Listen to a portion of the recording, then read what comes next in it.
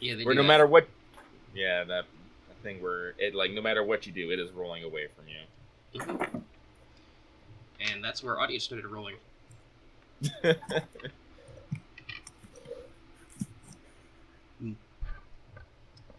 could be louder. Is that me? Am I quiet? Oh. What? I'm talking to myself in my sound waves. Alright, my microphone really does need to be a little closer to me. That's okay, that'll be fine. I'll just make sure to enunciate. Alright, so... Right. Speak clearly and talk towards the microphone. Okay. Oh, yeah. That's right. I wasn't lying when I said I was going to make you guys open more tabs. Oh, shit. Oh, jeez. Am I up now? I'm up to 5 tabs? You don't have to look at the map all the time, but it's there. With colored pins and everything, and zones. Because somebody did some research. Urban. I think was okay. I'm looking at the parks. Let's see why it was. Because I know one of the parks has a water treatment plant. Well, there is a park in North Seattle. I think it's Discovery. No, actually, isn't. Yeah, I think North Seattle is where. Well, there's the Gasworks Park, which used to be a gasworks. And still has chunks of gasworks left there. Alright, yeah, so you've got your map. And you can feel free to, hide layers if you need to.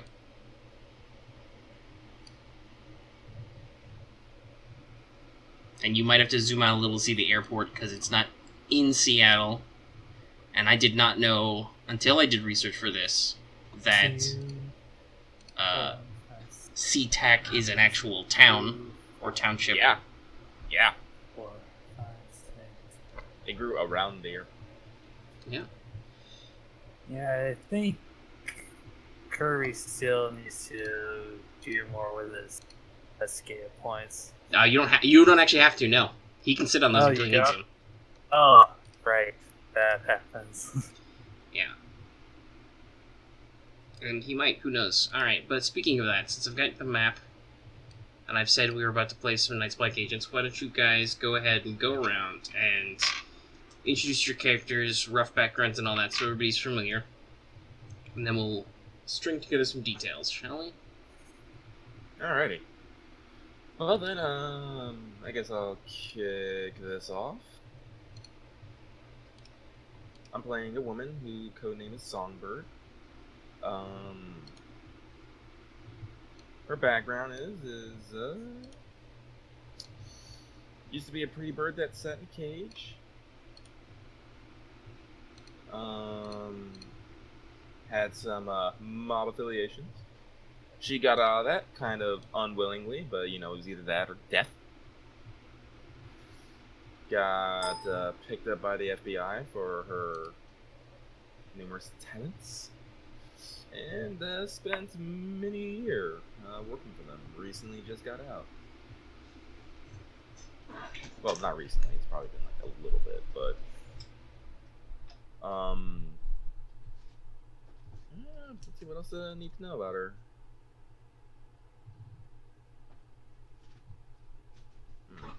Yeah, that's what I got. Yeah. Do you have a last name yet? Excuse Do me? I have a last name? Oh. Yeah, you. You gave me first name Alice before. Yeah, no, I still haven't thought of a last name. Alright, well, we'll work on that then. Yeah, I'll work on that. Random name generator. Okay. Let me just go with. Let me pull up a surname. I get random a lot. That's okay. It's just like, We can buy time while I dig around trying to figure out the audio better. Because I'm trying to make it so the sound wave sounds like it's gonna sound good in the recording, but I'm also trying not to kill my own ears. Alright, that looks like a good sound wave for me.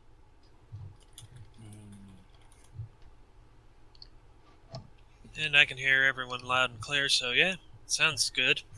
Okay, dusky dark. You're coming through good. I think everybody's coming through okay now. Alright, I think I found the right sweet spot. And I turned my fan down, so hopefully I don't die in here.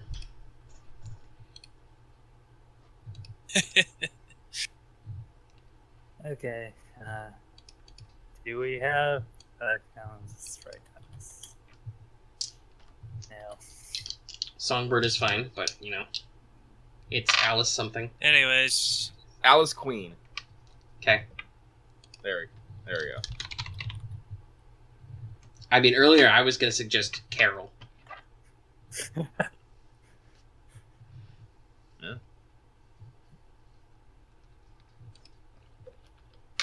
But alright, who's next? I suppose I could go next.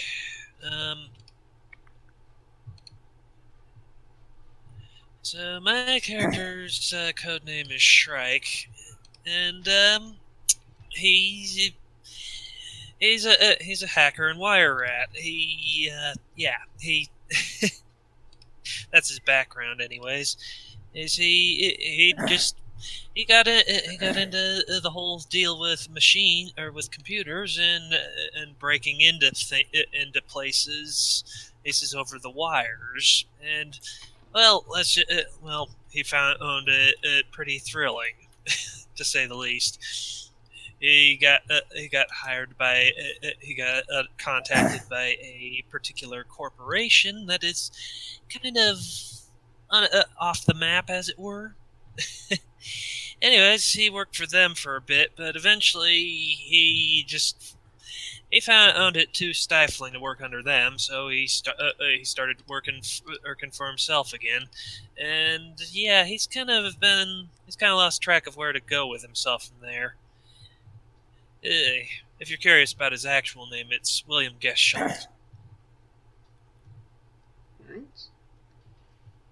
That leaves one person for now. Okay. Yeah. Anyhow, my character's code name is Magpie. He's otherwise Kier Milo Sterling. As with his background, he's your sort of infiltration and stealer man. And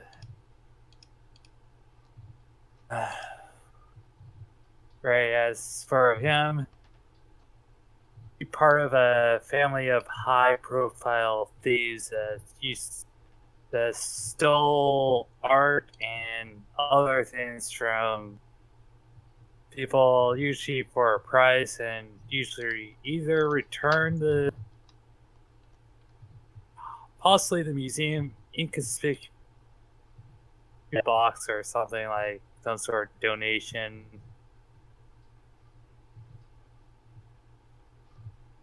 Given to the owners, but due to some, I guess,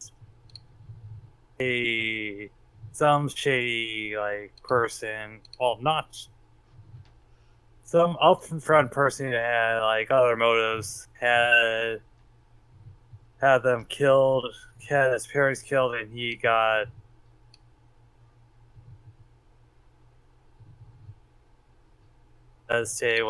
got out earlier due I want to use him, and he got into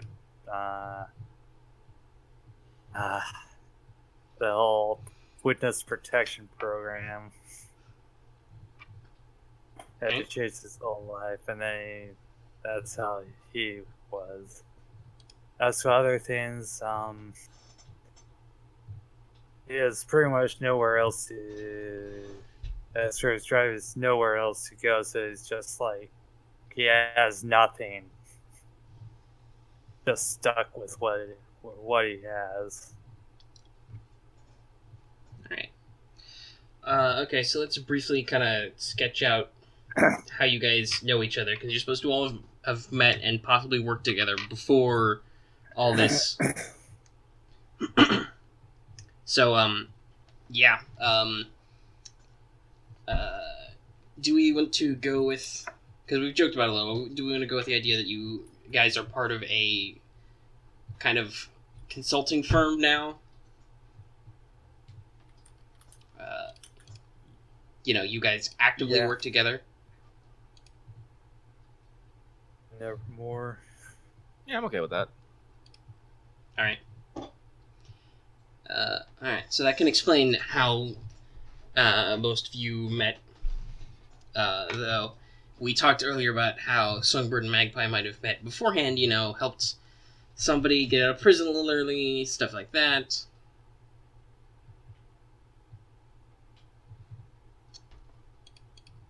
Oh yeah, and I guess quick thing about Magpie is ornamental pin of a crow or a raven on him. Silver. Yeah. Okay.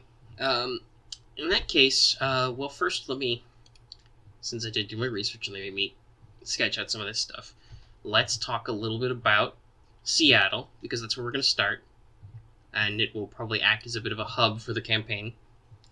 Though there's plenty of other places you might go. Right. So for those of you who took languages, that's not just going to sit idle, probably. Alright. So Seattle... I like how most of Songbird's stuff is redacted. Yeah, I just figured out how to do that. I'm like, yes, I must make it look like actual government redaction shit.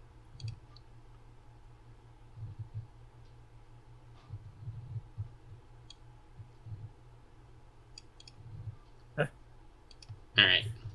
Redacted. It's a good visual joke, but it didn't carry across well in audio. So, as I was saying, Seattle, population 704,352 estimated. It is called the City of Neighborhoods due to its extensive area and internal neighborhoods. That's not a joke. There's no joke in there. There's a shitload of neighborhoods. Trust me, I had to look a lot of them up. Trust me, I live nearby. Me too. So, Seattle is the largest city both in Washington State and in the entire Pacific Northwest region. The city is known for its strong technological ties and strong shipping. It was a commercial port and gateway to Alaska during the Gold Rush. It became a center of airplane manufacturing after World War II due to Boeing, which is a local company. Seattle is where Microsoft became established and where Amazon was founded. So there's some of your major tech giants. Right. And it is also a strong history of music and counterculture in many places. It had a large historical jazz scene, and was the origins of several famous rock bands, including the rock style grunge, which is original to Seattle. Yeah, it is. And for purposes of zoning and game design, basically, on the map you'll see I've broken up Seattle into 4 rough sections, each with little neighborhoods inside. So there's the north, which is mostly residential, access to a lot of little lakes and stuff. Though there's also some retail centers up there. The university is on that side. There's some industrial businesses. And apparently Fremont is open to a lot of corporate offices, like Adobe has their corporate HQ there. Then there's Central, heart of the city. It's where it was historically founded. So you've got neighborhoods like Queen Anne, which is the origin point of the city, basically. That's where its uptown is. You have some major residential areas. You've got all your little, cultural and national pockets, like your Chinatown, your Japantown, that stuff. That's the center. There's where downtown is. Watch my international. Yep, international district. That's also where Capitol Hill is. Strong connection to music in that region. Also, where a lot of the small, locally owned coffee shops are. Because in case you didn't know, but I'm sure you guys knew, coffee's a thing in Seattle. It really is. And then there's the South End has a lot of historical residential districts, and it's also where some major industrial areas are. It's where the harbor is, or part of the harbor. Because really, everything on the Sound is part of the port. Weird but strange fact: the industrial district is I guess it's not strange. The industrial district is where a fuck ton of raves happen. Yeah, there is also a lot of. It's odd, kind of, but there's a lot of like solid eating and nightclub establishments in that part too. Like, there's a famous brewery in Georgetown, which is just south of the industrial district, and many other things I looked up. But there's also the huge port. The port, by the way, is enormous. The Port Authority is in a partnership with Tacoma's Port Authority, and together, it's like the 4th largest container port in the U.S. Don't fuck with. Don't fuck with us. Yeah, one of those ones that's higher is, I'm assuming Port of L.A., because that is an enormous container port. I don't know where the other two are though if I had to guess, Port of Miami might be one of them. That's not a directly relevant thing. And the other space is there's West Seattle, which has a lot of green space and parks, and is mostly residential. And then if you go south of the actual city, you have Seattle-Tacoma International Airport. That's one of your major ways into town. Other major ways, by the way, that's also right next to several major highways. I believe that's why it was built there. But you can see there's large interstates which run close to it, and several state roads as well. I-5, and I-90, and I-405. Mm-hmm. I think those are the 3 major ones. Yeah, so it's a big transport hub link. There is also, if you're talking about ways to get into town, we just talked about the port. It's huge. You've got the Harbor Island. All day. Yeah.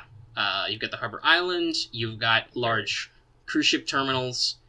Like the Fisherman's Terminal on the north side, there's lots of commercial docking as well.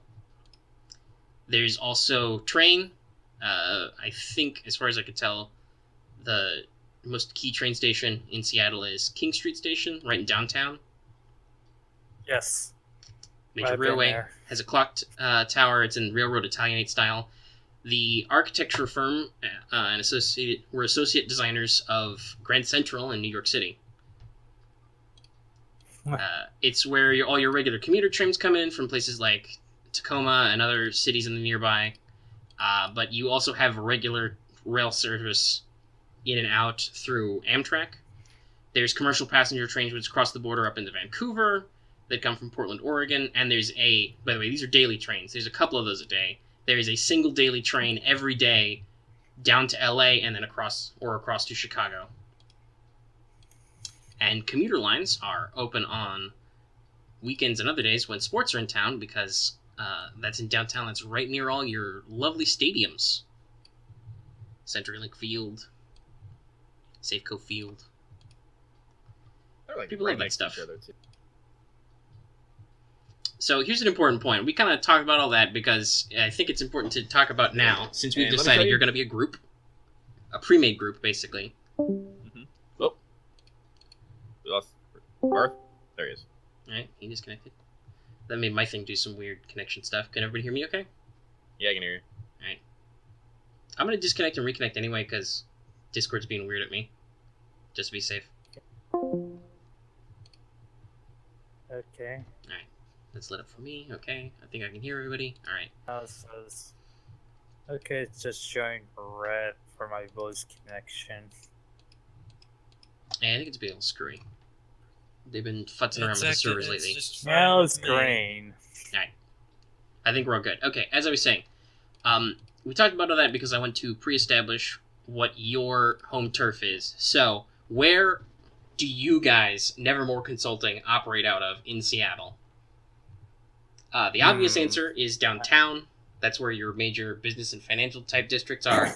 But of course, that means that things are going to be more expensive for you. Do we want to? Either we have to be You're- something really, really like high price, or we have to be something super rundown. So, I mean, this is like a spy thriller. We work at extremes here. Mm-hmm. So, are you a penthouse office in an office tower in downtown, or are you guys crashing in a remodeled warehouse in the industrial district, sort of thing? Yeah. Usually, Yeah. before now, my character probably would have been pretty much sleeping in his high-tech van. Sounds like the warehouse is where it's at. I think that kind of fits all your characters. One of you's an ex-con. You know, he's been in WITSEC, so he has nothing to his name. The other guy's been unemployed, and he sleeps in his van, which I'm sure is comfortable, but it's still a van. Well, I guess I'm the only one for the penthouse one, but we can go do warehouse. I'll just.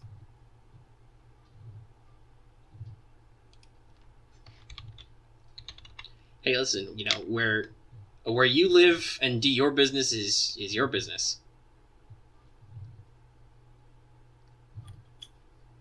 Okay, so actually,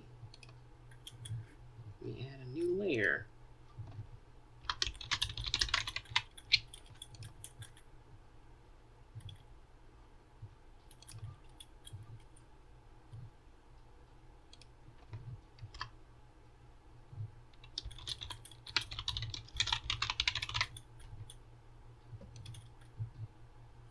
What color do you want your pin in the map to be? Purple? I like purple. Purple. I had a Yeah, couple different kinds of purple. All right. Let's. All right. I've put your bed icon on the map Oh, where's it? for home. I don't see it. Oh wait, maybe I need to refresh. You might.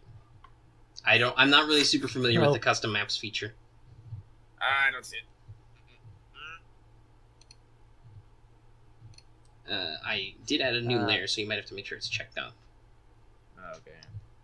Let's see here. What?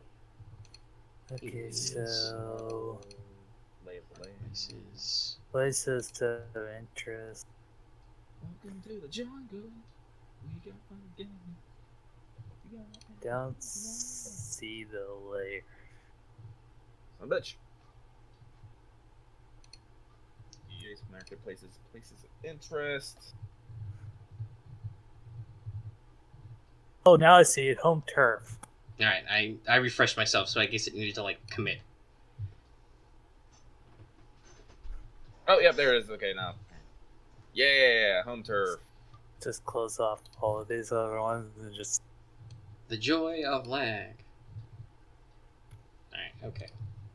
Fun That times. tab is. All right, so that's where you guys are. Oh, and I should say, for purposes of,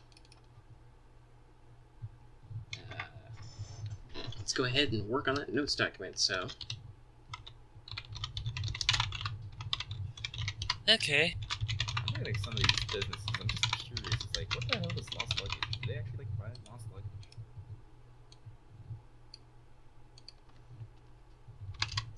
so I will say that we are starting with your heat is at 1, because it always starts at 1. I read that. I believe so, yeah. Sort of like the Grand Theft Auto sort of thing. Yeah. Oh, Your yeah. heat always starts at 1, because somebody always has a file on you or a grainy picture or something. Because you all used to work in covert, so... and now I need to double check what the phrasing on funding is. I mean, an FBI definitely has a file on me. Yeah, Yeah. you got a jacket. Of course, a file on Make By. Well, yeah, because you were in prison. Yes. Alright. And high profile. Alright, here we go. Okay, so you are starting at funding, steady. You know, you're not rich by any means, but the businesses stayed afloat. You guys can pay your rent or whatever. Alright, so let me read out what the game says about steady funds. Agents can buy, hand wave, or get parts to make pretty much anything a normal middle-class European can buy. The streetwise spends can get a weapon for everybody, and maybe one special weapon or loadout. If they want silver bullets, they can cough up enough silver for one magazine per agent. They can stay in normal hotels, rent short-term apartments, get forged passports, make same-day plane reservations, and buy a decent used car with cash. Their movements and actions are constrained by happenings in the campaign or by heat. And yeah, so that's basically what the game has to say about what you can get on steady funding. Okay.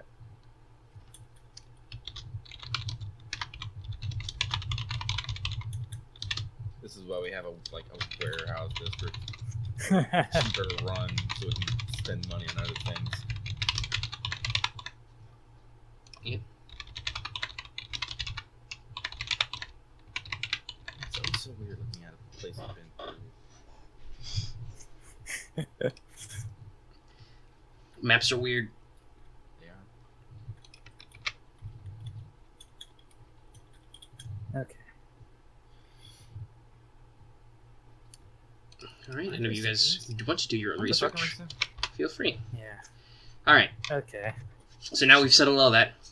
Let's get into it. So, the business is contacted by somebody by the name of Lily White. So, all of you are headed today up into downtown to meet the client in a hotel conference room.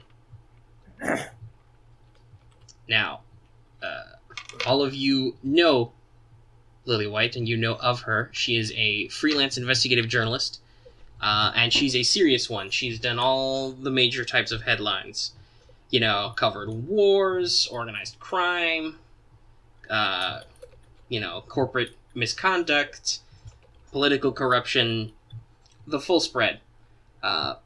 Because she writes journalistic articles, most people in the street probably haven't heard of her, but in the journalism world, her name carries some weight, and all of you have worked with her in the past in some capacity, and she has done each of you a favor, which she is calling in now. Okay. So you guys can think about what Okay. favor a investigative journalist did for you in the past that you guys would, if, for instance, you weren't working together in a consulting agency, you all would have immediately come to Seattle to help her out with something if she called it in. Okay. So yeah, that's basically how it is. She's, called up the agency. You're all going down. How are you going to get downtown? Huh. Hmm. Let's take my sweet sports car. Sure, why not? Yay. Yeah, well, Shrek's not going anywhere without his van, so he's gonna take that. Oh, you're not carpooling. Terrible. You guys can't ride in the carpool lane now. I'm carpooling with Songbird. Oh yeah. What about the whole trust thing? That doesn't matter because we're don't not we playing have to have Mirror. numbers? Oh, okay. The theme of how much you trust these people is not a concern in this game. I hope. I'm yeah. Mechanically, I'm not making it a concern. We'll see how role-playing works. There's a thing about how you apparently you choose one person in the group that you really trust, and you get 3 points of trust with them. You choose one person you don't trust, 0 points, and then everyone else, if there's more than that, gets 1 point. Yeah, see, that would get kind of awkward with a triangle right now, especially for the way I want to theme things. So we're gonna leave off trust. It doesn't really matter for this particular type of game style. All right, so y'all drive on up to Seattle. Traffic is hell. Traffic is always hell in Seattle. Well, There is no traffic not hell hell everywhere. traffic. It's like America doesn't know how to build highways. We just build more lanes that doesn't actually stop congestion. it's like, come on, man, you cut me off. Fuck.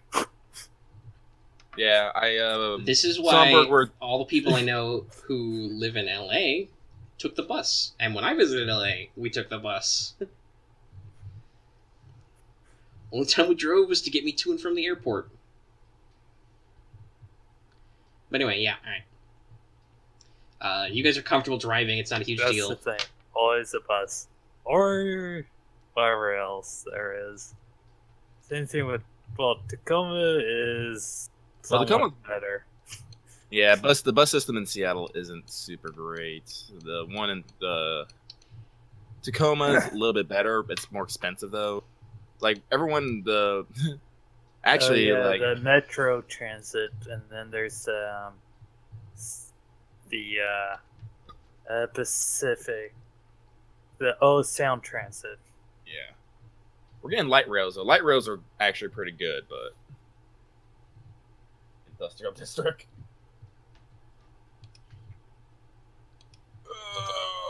Anyhow. Alright.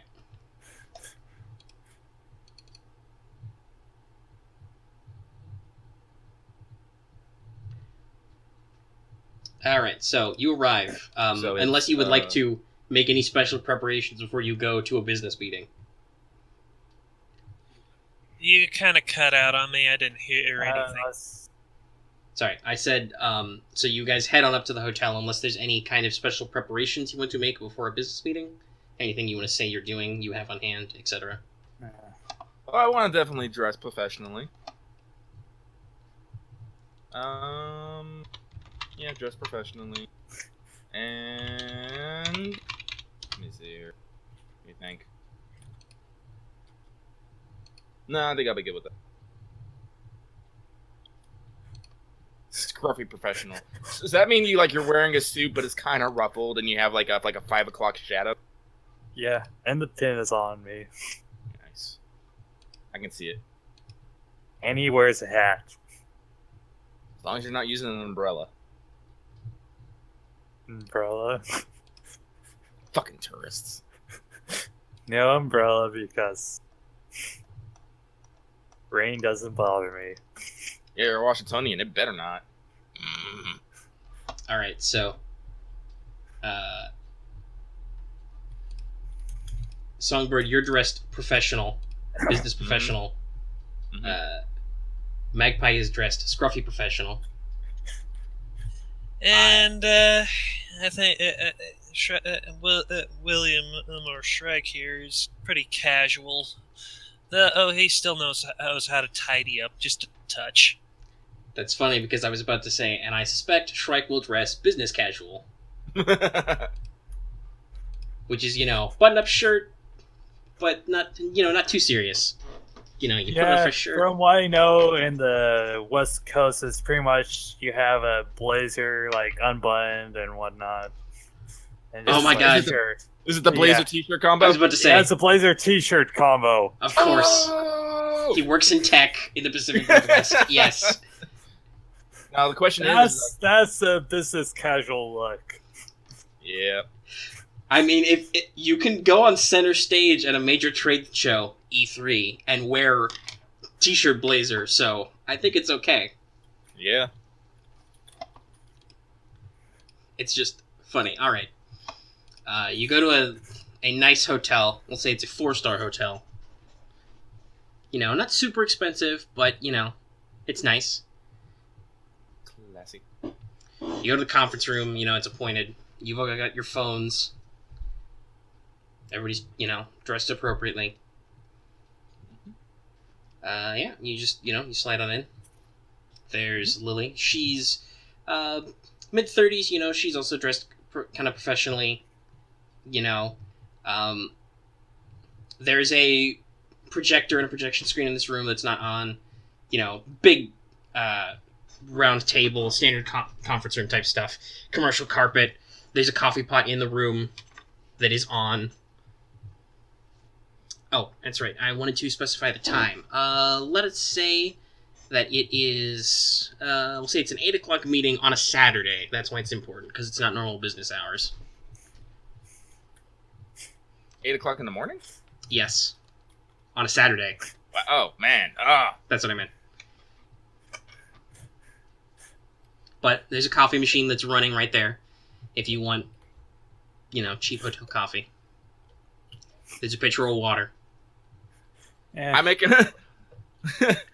I think we would have picked up coffee on the way here. Like, get some good stuff. That's what I would have done anyway. Maybe I would have done that. Gone through a coffee drive-thru, got some... I don't know, what is good? Not Starbucks. Alright, so you have something that's got a name that's a bastardization of French and Italian. Mm-hmm. That coffee has no right being that pompous sounding. But it involves caffeine, so it's fine. Yes. Alright, so Lily's sitting there, she's got a laptop open. Looks like she's got some file folders set out. She stands up, she's like, hey, how are you? So good to see you again. Handshakes, pleasantries, courtesies. Mm-hmm. She uses whatever alias you guys currently are using. Right, maybe fine. She's like, alright. So, here's the deal.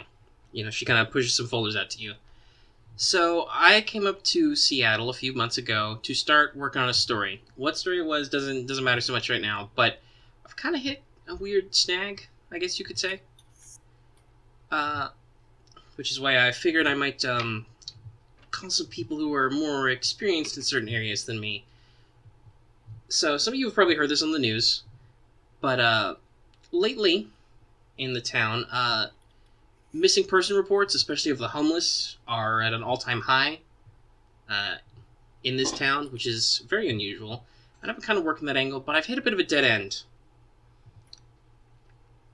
So, Okay. She probably opens up a folder, throws some names out at you, lists the names, some pictures. So lots of people have been going missing, especially in, well, it's not directly your neighborhood, but, the south end's your side of town. Lots of people going missing there, but some more in the center. But, yeah, it's just kind of strange. So these people, it's not like a serial killer pattern or anything, because it's, either sex. Ages have a little bit of range. Most of them, though, are people you might say would be easy targets, like if you were kidnapping or knocking somebody over. They're mostly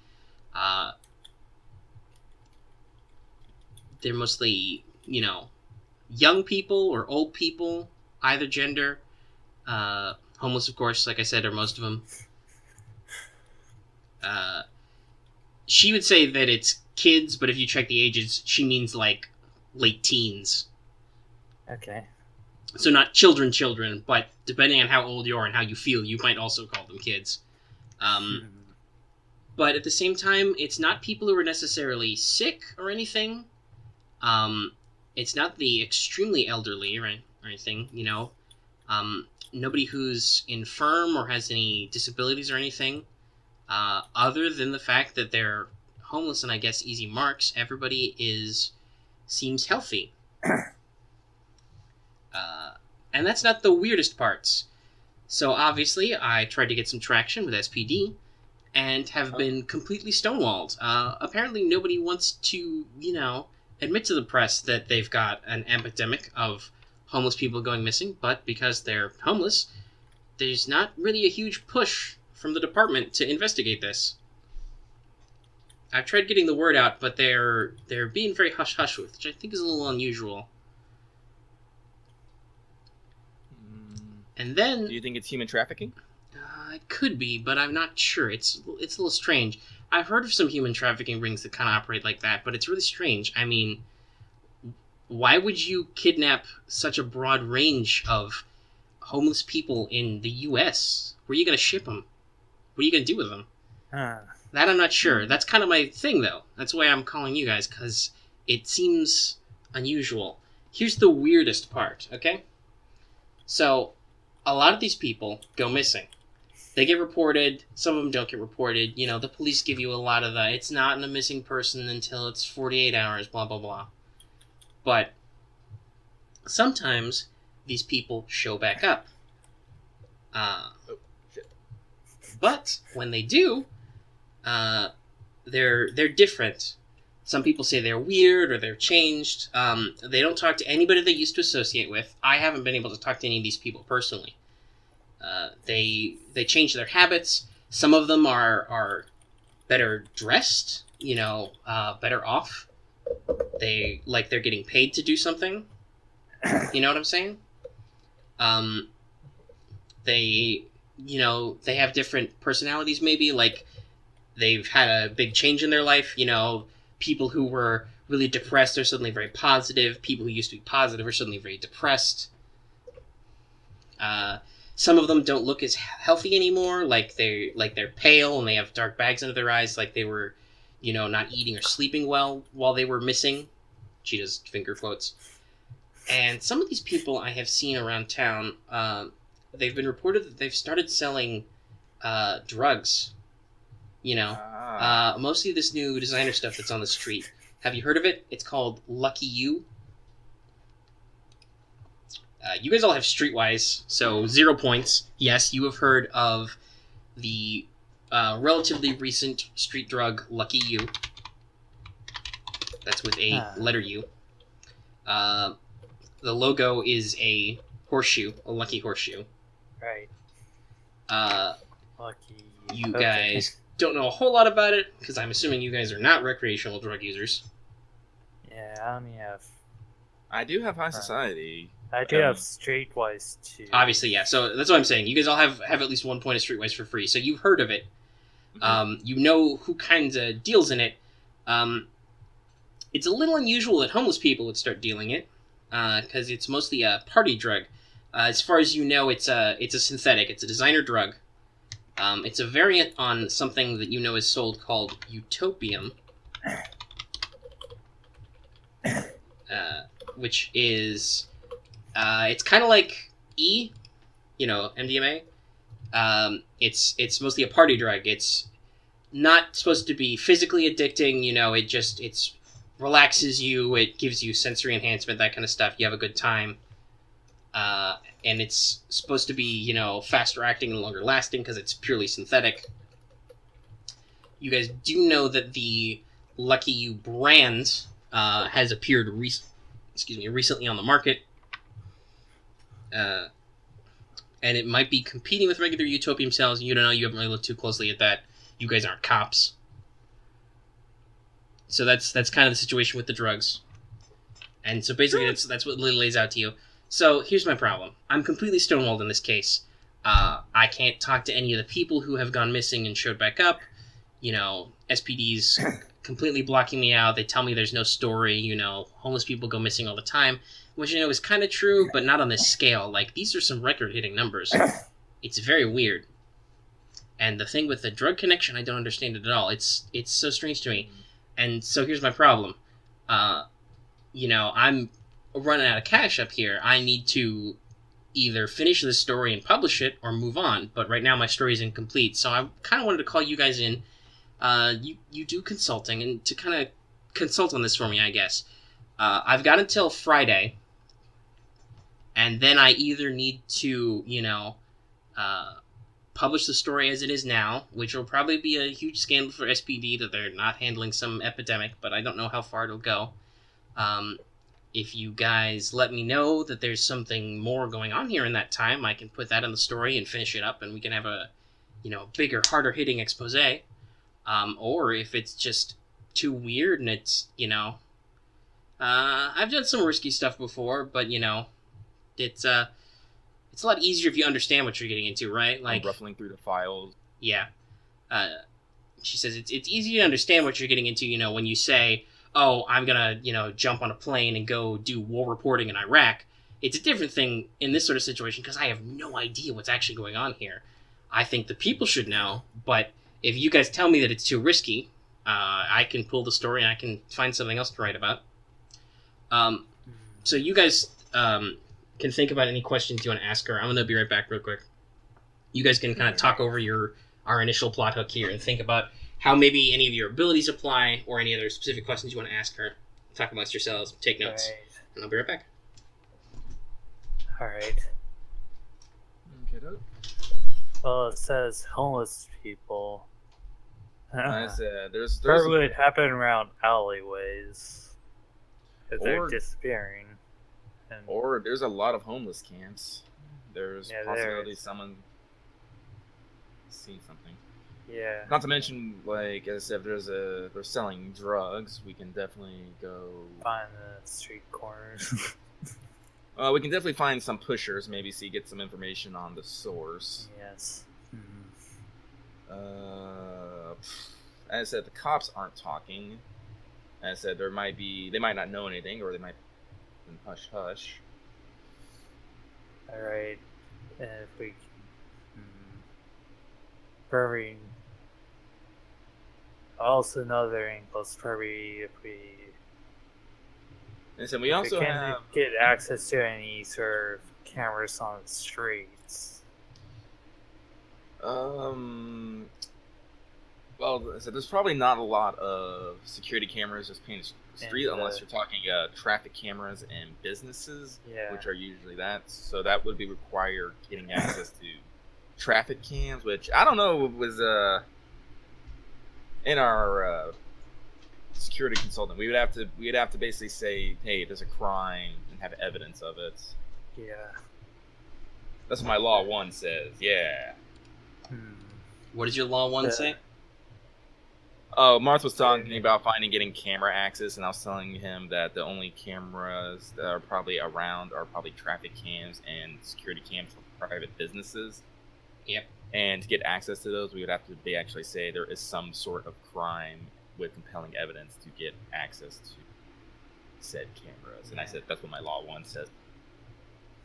Yeah. Or you guys have a very good hacker. He can hack things. He could Yeah. hack things. Also, get sweet talk cops. Yeah, well, I said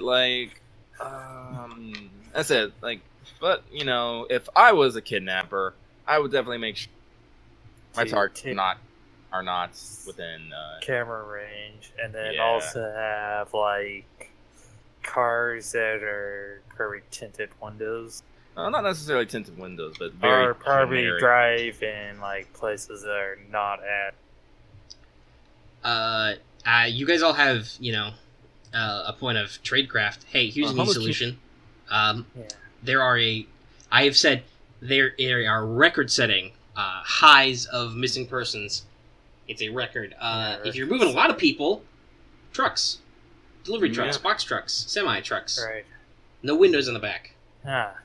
Yep. Because If you So- need them to be really cool, though I don't think the temperature is super extreme up there, you could always take a refrigerated truck. right, so if they do trucks, then they might try to pose as some sort of business.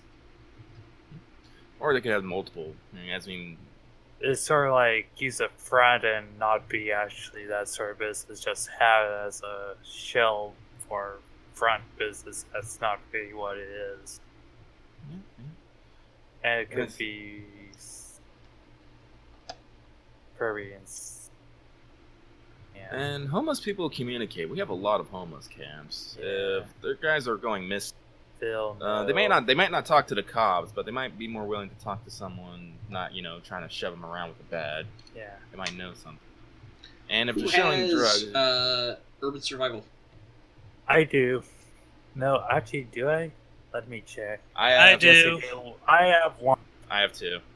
Alright, so it sounds like everybody has urban survival. You guys know how to talk to homeless people. Mm-hmm.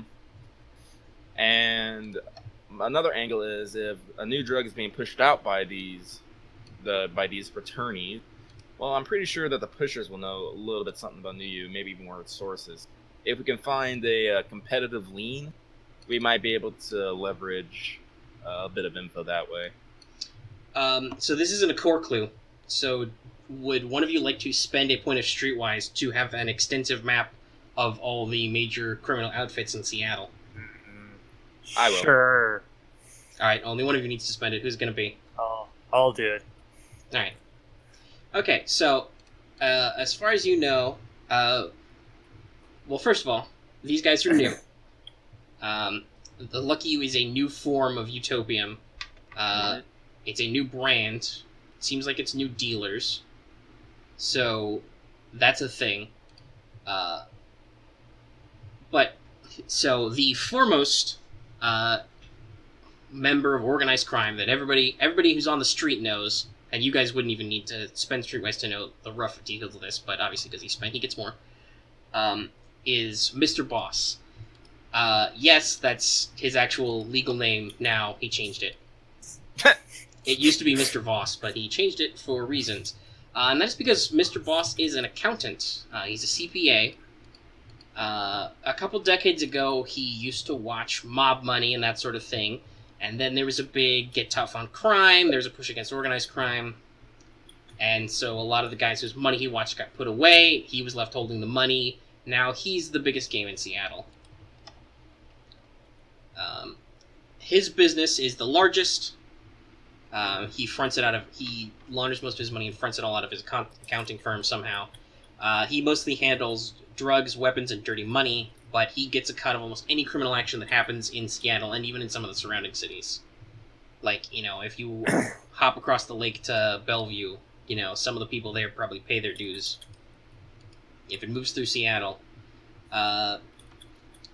You do know that his biggest drug business is Utopium. It's his guys selling that drug in its form as Utopium in the nightclubs and, street raves and that sort of thing. But like I said, he also deals in weapons and that sort of thing. And then there are 3 other, barring this new Lucky You group, who you don't know much about. They seem pretty low-key. There are 3 major outfits who are also in the city. There's the Cajuns, as they're called. They are mostly Haitian and Jamaican gang by way of New Orleans, operating the region. Their big money used to be narcotics, but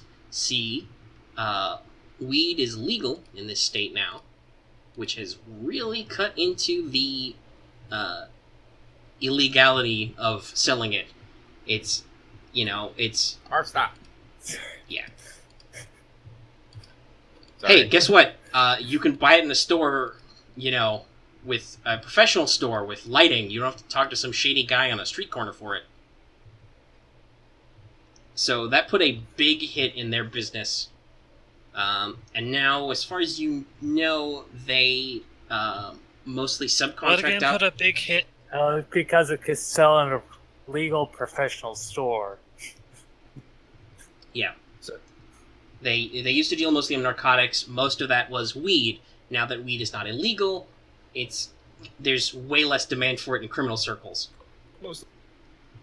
And they have not legitimized in any way. So it's cut into their market and cut into their local personnel. As far as you know, in Seattle, mostly now they subcontract out to Mr. Boss and his outfit. They sell him materials to cut his drugs with. You also know that back home they're known to engage in more unusual jobs. Grave robbing, smuggling exotic animal parts, vandalism, hooliganism, that kind of stuff. Then there are the Libyans, who may actually be Libyan or not. They're a criminal group mostly out of North Africa. They deal mostly in weapons, a lot of Soviet surplus. If you need to buy a Makarov pistol or an AK-47, not the newer ones, 74s, but an old 47 with wood furnishing, you would talk to these guys. And occasionally, they have more modern gear that has fallen off a truck in some country currently experiencing a civil war somewhere, like North Africa or the Middle East. Funny how that works.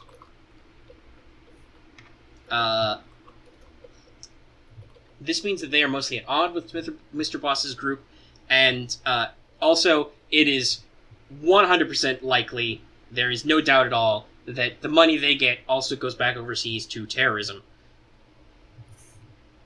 So, DHS is all over them. Frequently, their higher level members get busted, and they are regularly pruned down, which is why they don't make a lot of waves in Seattle. Though supposedly, they have access to some higher level weapons if you could afford to pay them to smuggle into the country. And then lastly, this is more common, maybe towards the north end, there's the Romanians, your favorite Central and Eastern European gang. The Romanians mostly do human trafficking, human smuggling, the sex trade, and they also do a lot of illegal gambling. You go into a shady basement, play some high-stakes poker, that sort of thing. You have heard, Magpie, that the Romanians want to break into guns and drugs, but since those markets are all pretty full, they don't really have any room to expand. You have also heard that supposedly they have access to both personnel and equipment. There's a lot of ex-Soviet stuff. The fall of the Iron Curtain was great for crime. Suddenly there was oodles of, Soviet build-up stuff and people of all varieties. And so they have access to some of that back home that they could get you. And that's a rough outline of what you know about the crime situation in Seattle. And like I said, whoever is dealing this Lucky You branded utopium is new. They are not one of these 4 previously established groups, or if they are, they are, they figure out how to operate deniably, which is weird for criminals.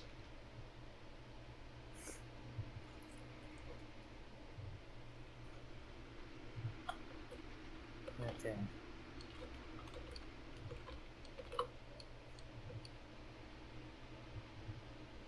So, what's next?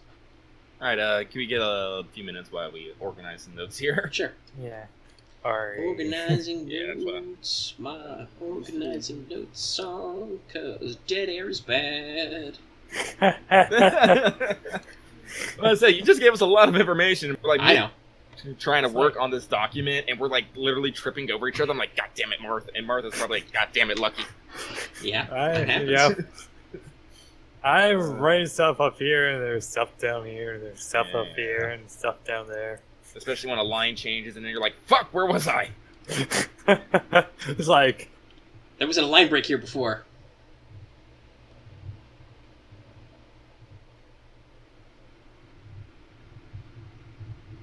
Boss. I bet that irks him if anyone ever calls him Mr. Voss. Almost assuredly. So, his firm is called Boss Accounting, so it's not only does it sound better, but it's also earlier in the phone book. It's like, so, you were formerly called Mr. Voss. Don't call me that. After the crackdown on crime... holding...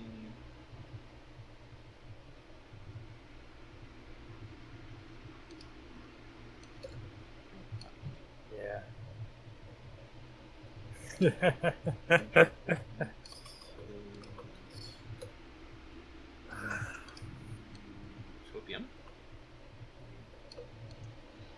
Yeah, I suppose I should clarify. I said that he deals weapons. You think that mostly he deals weapons out of country? Like, he takes American guns and sells them elsewhere? Yeah.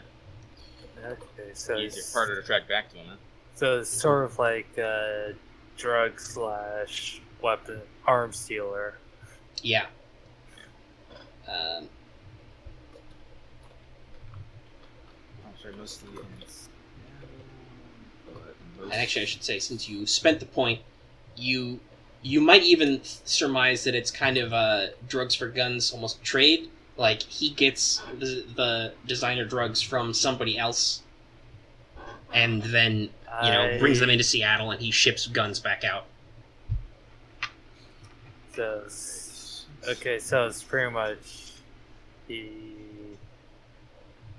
what was that? Because you cut out. Sorry. I said that you can guess that it's probably a drugs for guns operation. He gets the drugs shipped into him to sell here. In exchange, he provides American guns back to whoever his foreign suppliers are. Alright. Because everybody knows the only two places who make good guns is the Americans and the Europeans. Question: how does he run the outfit? Does he run it more like a business, like minimum, like minimum blood, like maximum profit? Yeah, very much so. He is an accountant. He operates it like an accountant. Everything is clockwork. It's all very clean, very professional. Like I said, he doesn't deal in hard drugs that get like the narcos involved. He doesn't deal in human trafficking directly. It's entirely possible he's buying legal guns in bulk through like some loopholes or something, and then ships them out that way. You do, however, know this would be 0 points streetwise for all of you. You've heard he has a reputation. He doesn't. Let's just say he's not so clean and professional when he's angry. He has made some big displays of people who have crossed him before.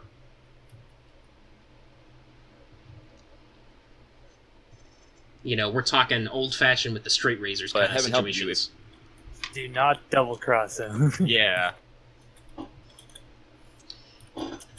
Some people, they go into the sound, they don't come back out of the sound, Wearing a new pair of cement shoes.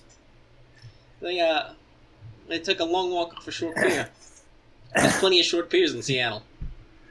There are also some long piers, as I can say, looking at this map. And those from driving over one of the bridges, I think there's even some of those like floating piers. Oh yeah, we have floating bridges.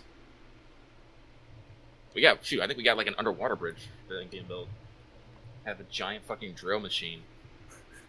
That's not terrifying. Oh, sweet, they got a tunneler, like for the tunnel? The what? I said they got one of those tunneling drills, like for the tunnel? Which was also featured in an Ocean's 11 movie. That was number 13. I did not know about that. Yeah, Bertha. So if you ever need to fake an earthquake, you can always steal the drill they're using to carve out tunnels. There it is. That's our giant fucking tunneler right there. Bertha. Yeah.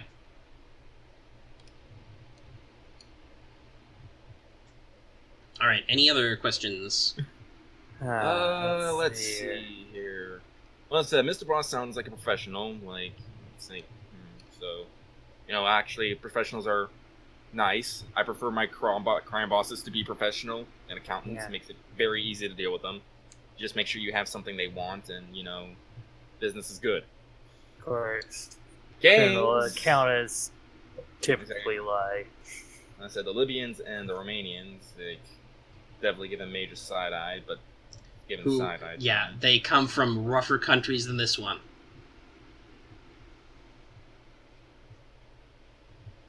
It's gonna sound this sounds a bit racist, but it's like when you have gangs who have more ties to their home country than to the country they're in, makes me a little bit more wary of dealing with them because, as I said, their values aren't necessarily your values. Well, that's that whole thing about whether or not people are integrating or not.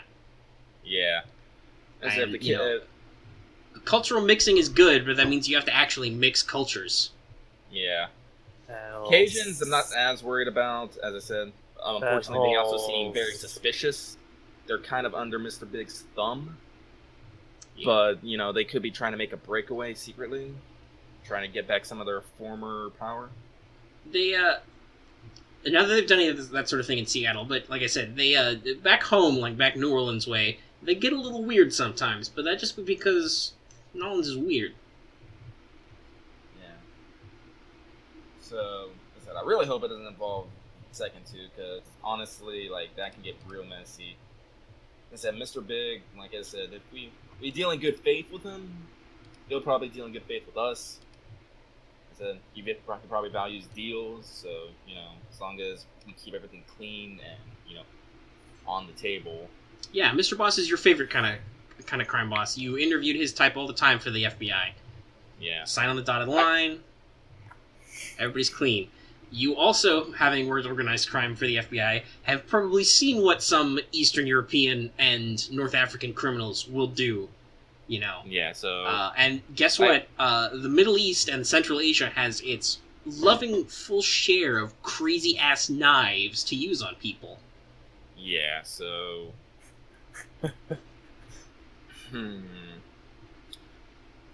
So we might not be able to get to Mr. Boss directly, but as I said, if we, You play guys a are little streetwise. money, You can figure out how to get in touch with them.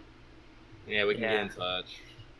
As I said, if something's pushing into his turf and he can't make any overt moves about it, he might appreciate a more neutral party looking into it. Might be willing to negotiate. So let's definitely let's put a pin in that. Get in contact with his people.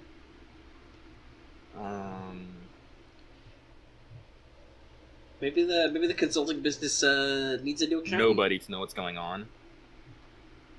So, What was it like? So You we cut out should- a little there for me. Excuse me. I said you cut out there a little for me. What did you say?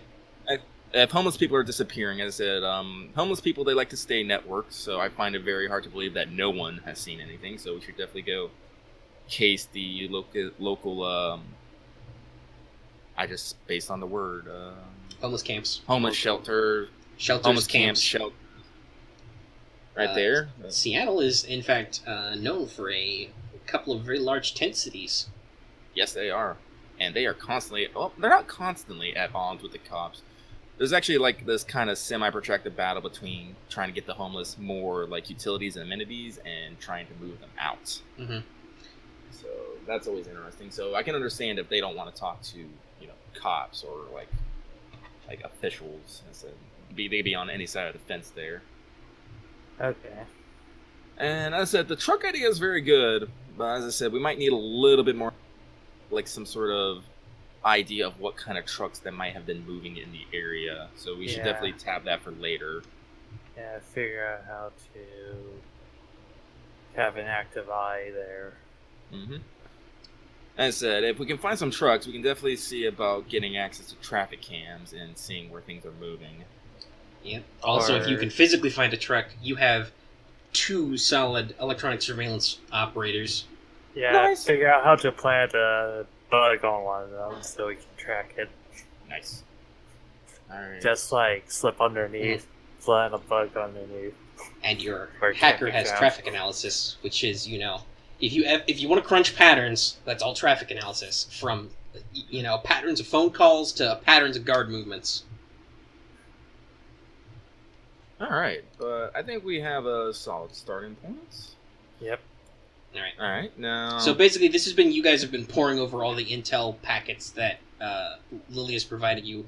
They're basically her outline for her article. Mhm. Oh, She goes yeah, back to. Let me see. I have a rough timeline. Does it actually? Did she actually say like what the times were when they were like taken, or was it just like not re-reported at the time? She has a couple of notes. Basically, from now 4 months ago, the missing persons among the homeless hit an all-time record high. And obviously, because it's a thriller, I have no qualms about saying it's like a major record. We're talking like probably a national record, not just a regional one. Okay. So Well, that's, actually, if it's Is it national, it's even like- twice as interesting that it's not being reported. Yeah, that's also a And thing. what, Is the cops is it aren't touching like- it at all. is it They take the straight missing up- persons reports, but is it in Mhm. like the daylight or at night? mostly at night. So people seem to go missing overnight. That's when they get figured out. I'll figure that one out later. Because I'm thinking it's probably closer towards. At least I'm thinking it's closer towards night when they're taking these people. Yeah, that's what a lot of people would assume, right? Yeah, but it could be straight up in the open daylight. Oh, we got a job for you. Hop in this van. I said, yeah, but you don't. As I said, we need to. Yeah, a daylight hit or kidnapping is only a problem if there's witnesses who matter. Right. Is it? It can be, high noon, not a cloud in the sky. If you're in a shady alleyway and somebody hits you over the back of the head with a blackjack, and there's nobody else in that alley,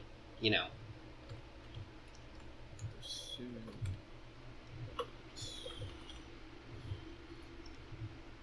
Not pressured. Pursue. There we go. Oh, that's why it's more U's, not E. Do I know how to spell? No. Don't worry, Uncle This Google has diagram- you. Alright, so over the past 4 months, we've had a record high number of missing persons, which varies from like teenage to health, L. No correlation between victims aside from our health. Oh, do we have about a running rate about like do all of them show back up, or like what's the percentage on that? I'll say it's not a lot. There's a large number of people going missing, so maybe 10%.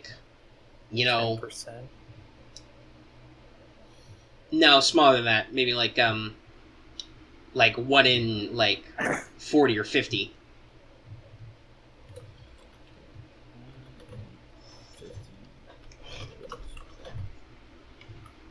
Okay, so it's like 2%.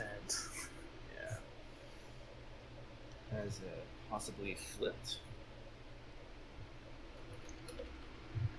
And at this current time, the rate of disappearances is about between, we'll say 1.5 people per day is your average rate.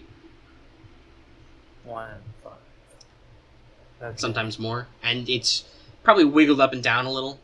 It peaked definitely 4 months ago, and it's kind of wobbled around there since then.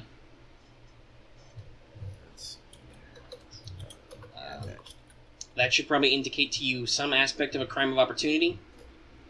Okay, so it's pretty much. Actually, you have criminology, don't you, Magpie? God.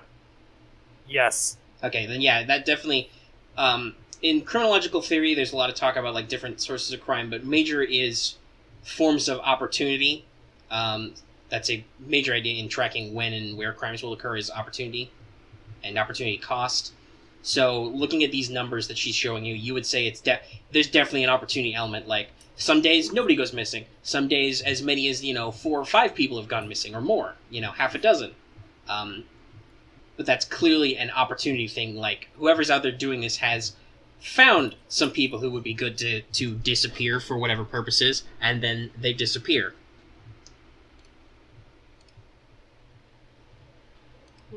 Okay, so it's just pretty much so they're pretty much picking and choosing the targets that they're the easiest to grab. And then wait for. Right. So it's sort of almost like a predator thing. It's very predatory, yes. Maybe a bit of very much stalking. But it's...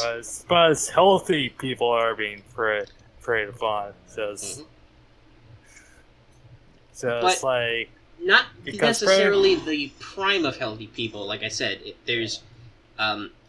you're not noticing a lot of reasonably healthy young adults or proper adulthood people.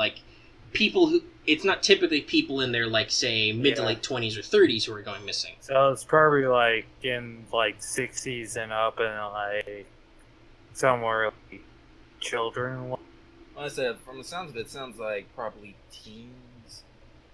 Mm-hmm. Probably teens. Someone's, honestly, it sounds like they're kidnapping people who, would have trouble fighting back or might be more susceptible to... maybe drugs or even maybe organ selling, bringing them young enough where the organs, are fresh and prime, or they're old enough and healthy enough that they might still have some weight, but they're not, strong enough to put up a heck of a fight. And so that's where my human trafficking, organ selling idea comes from. Get them young, because once you hit as I said, you hit your peak in your 20s and 30s. As I said, then. So, And like I said, there's a definite nobody who is sick or sickly or ill or has any kind of like disability or anything has been targeted. Yeah, so Pretty much like, yeah, it says they just want they want, opportunities to grab healthy people. as I said, like, my money's on organs.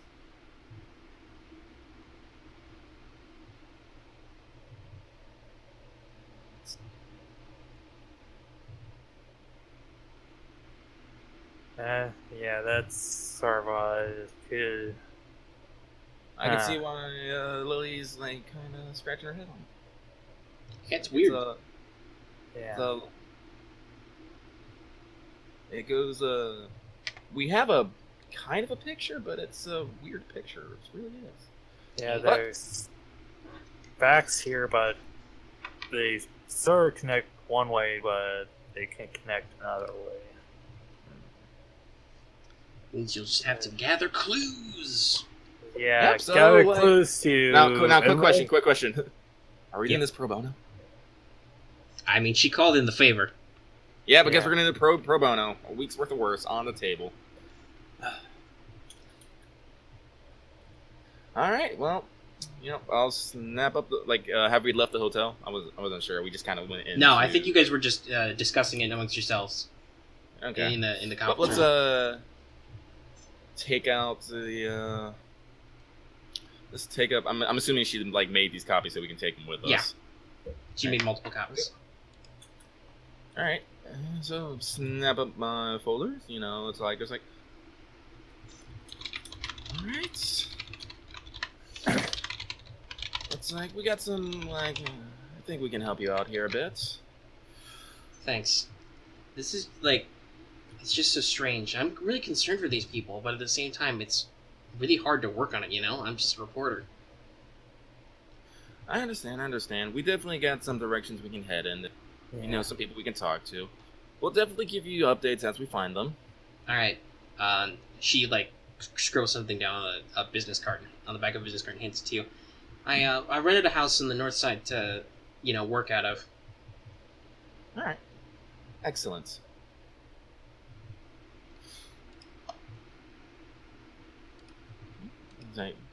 It's like let's see here. It's Saturday. We've probably been at this for a little bit. We could get started right away. Mm-hmm. Yeah, Or you can eat Yes. breakfast. Oh my Yeah. god, breakfast. breakfast. I'm running on coffee right now. I'll ask Lily if Yeah. she wishes to join us. Sure, she'll join you. She likes you people.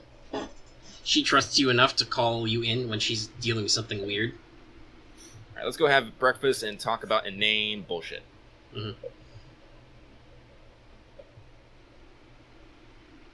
Alright, you talk about things. You probably waste an hour or two there. All right. All right, let us go our separate ways, and then let's. By the way, this is the point where I point out that Kirby has been quiet for some time, and his icon has gone yellow. Yes. Sorry, I'm not saying anything yet to raise No, my that's fine. voice on. Sorry. No, it's alright. We're just like making sure you didn't like magically vanish. Yeah. It happens sometimes. Yeah, that, and also I'm pretty sure I've had people fall asleep on me before. What? I Oh, feel yeah. like that's definitely happened at least once. I think that it has happened. It wasn't me though. It might have been me. I've gone the game like super tired. Definitely not. No, I'm not. I Anyway, I do know that sometimes Ron and Kiana would play with us super late, and Kiana would just go to sleep after like a couple oh, I hours. remember that. Yeah, I remember. I also remember all the times where they go away from it. Like, oh, it's the fisherman got them. Yes, our constant jokes. If somebody Or disappears the mysteriously from the ninjas. call, it was the Fishman conspiracy. Well, Or I'm here. ninjas. No, that's I'm fine. here. Just double checking. But yeah, Yeah. rest I wanted to- assured, yeah. I'm here. I'm not. I haven't died. Or Okay. gone to sleep. Just checking in. Obviously, these guys are working hard on the notes. Right. If you feel like you got anything to ask about, so you all eat breakfast. It is a lovely breakfast. Yeah. All right, Yeah. so early morning on Saturday. Let's see here. Honestly, the pushers aren't going to probably be out in force until the afternoon. So let's see here. Very. Let's go. Let's go hit the homeless ant. Okay. All right. So if you want to do that, the best place to get in touch with the homeless, and quite frankly, to find out about anything, shady going on in Seattle, you want to go down to the jungle. The original area of the jungle was in a green space just off Interstate 5 there, where there used to be a very large tent settlement for the homeless. There were several murders there. Police sweeps would constantly find weapons, drug paraphernalia, etc., etc. Now, technically, the jungle as it was has been disbanded. There was an actual police push that cleared everybody out. Now, the actual settlement area in the region is slightly to the north, under all those lovely overpasses. Okay. But yeah, that's your area to head down to. Alright, are you all going together?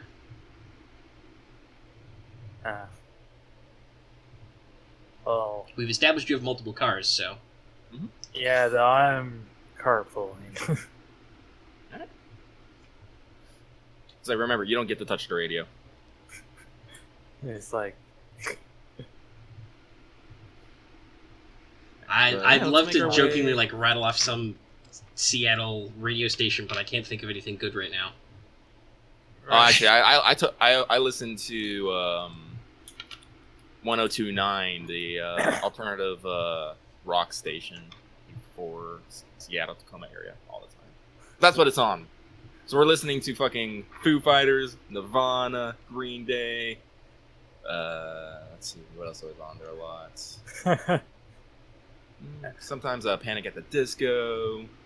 yeah. It's Maybe like, some Papa Roach.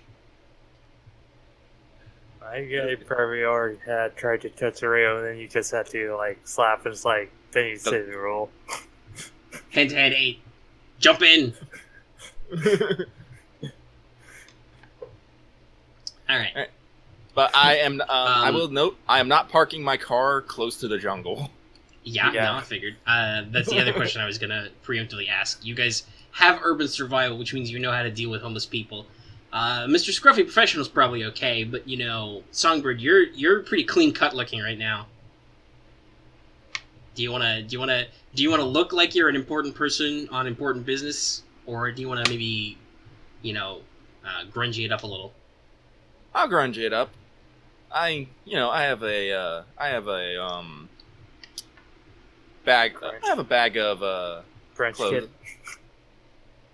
I have a bag of clothes. Trunk.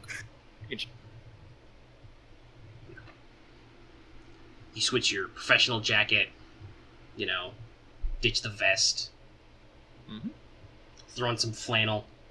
Change my shoes. Just take a wipe off my makeup, and let my hair fly free.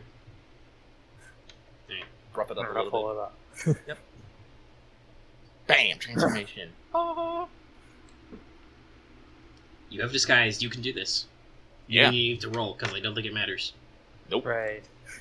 So it is done. I have- You blend in. Right. Uh, Disguise. Yeah, I will ask, though, since he's in a separate vehicle, Shrike, do you want to also go with these guys down to the homeless tent city? Or do you want to maybe work on a different angle somewhere else? Alright. Go with him. Where else is there to work? If there's anything technical, certainly he's probably better off of going there. But yeah. If nothing comes to mind, nothing's coming to mind for me necessarily. I'm just, asking. If you felt more comfortable, you might go back to the office and chill, or, set up some other stuff. But anyway, alright. Where was I? Alright. The jungle. Okay. You're here. It's, a homeless settlement, for lack of a better word, under an overpass. There's, grungy people. Okay. There's some, barrels full of fire. Oh yeah. What Right. season is it? What is the most Seattle season of the year? Gray. Rain. It is the gray rain season. Gray rain season. Well, Rain's all the time. honestly, yeah, our summers are like pretty sunny and clear, but like honestly, like fall through spring, it's pretty gray and rains a lot. So Yeah. like honestly, like that's We'll say it's that's fall. like when School is in session. Okay. it's like you want to hear something. You want to hear some like weird like what's the word like a weird gothic aesthetic about Washington. Like we're so like weirdly wired that like anytime the sky is clear, like everyone says, "Oh look, the mountain is out," and it's kind of weird. I don't say that. Trust me, I've been around a lot of people. It's like 'cause Is everyone's it like the out. reverse of where places like don't get snow and suddenly when they get a little bit of snow they freak out, like the sun comes out, everybody's like, shit, I don't have any sunglasses on me. Yeah, it is. It's like As opposed to Florida where everybody because you owns can like see- 3 pairs of sunglasses and it's like, well, we're going outside, put your sunglasses on, throw on some like sunscreen, like the try not to die. because you can always see like Mount Rainier from like Yeah. just about anywhere. It's, So, 'cause it's a like- big has- fucking mountain. Here definitely has sunglasses. Well, obviously, you're Uh-huh. spies. You all have sunglasses. Aviators, wraparounds, mirrored. Yeah. But no, it's Yeah, Neo-Noir as fuck right anyhow. now. You guys are under an overpass talking to homeless people as it rains.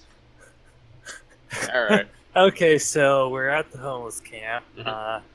We should try to find the go-to person in the homeless camp, the one that the other homeless person turns to. Actually, that could be several people. Even homeless camps kind of factionalize. Well, Um, that's true, but try to find someone who's like on the up and up who checks in on people. Alright, that's pretty easy. You guys, like I said, you will have a point of streetwise. No spend required. You can find a trustworthy homeless person. Probably a veteran. You know, strong sense of camaraderie. Slight Old distrust of the government. Bill. Big bushy beard. I'll They just call call him- him Bill. No, I was gonna say Beardy Jim, but okay, Bill. It's Bill. I like Bill. Alright, you find Bill. Big Bill, because he's a big guy. Big beard, warm hat on, got his camo jacket, army surplus boots. He's standing under an overpass, smoking, loitering, giving people the old Mark 1 eyeball. Kind of sees you guys approaching, gives you a nod. Yeah. Hey, Bill, how you doing? And I will give him a bag of a doggy bag from the breakfast place we just ate. Alright. I brought you from breakfast. Must mean you want something then. Yeah, he looks. I'll just... No, he doesn't look in the bag. He just tucks it into his jacket. He trusts you. It's like, He offers you a cigarette in return. Now's the What time was where we that? find out. He said he offers you a cigarette in return. Now's where we find out which characters smoke. It's like, I'll take one. I'll just politely decline. It's just like, oh, thank you. Such a gentleman, Bill. He tips his soft cap. Anyway, I'll take a moment to light up and take a drag. Alright, it's a cheap ass cigarette, but what were you expecting? Yeah. Like, Bill, it's like, I'm gonna skip the pleasantries here. It's come to hear me that a lot of people are disappearing. A lot of homeless people, and the police aren't doing a lot about that, and, that kind of concerns me. Yeah. Noticed this too. People started bunching up at night, roll a couple sleeping bags together, that sort of thing. 2 people to a tent. Not everybody can do that, though. I've heard some things, seen some things. He kind of looks you guys up and down. but you're not cops. What's it to you? That's what's a good line here.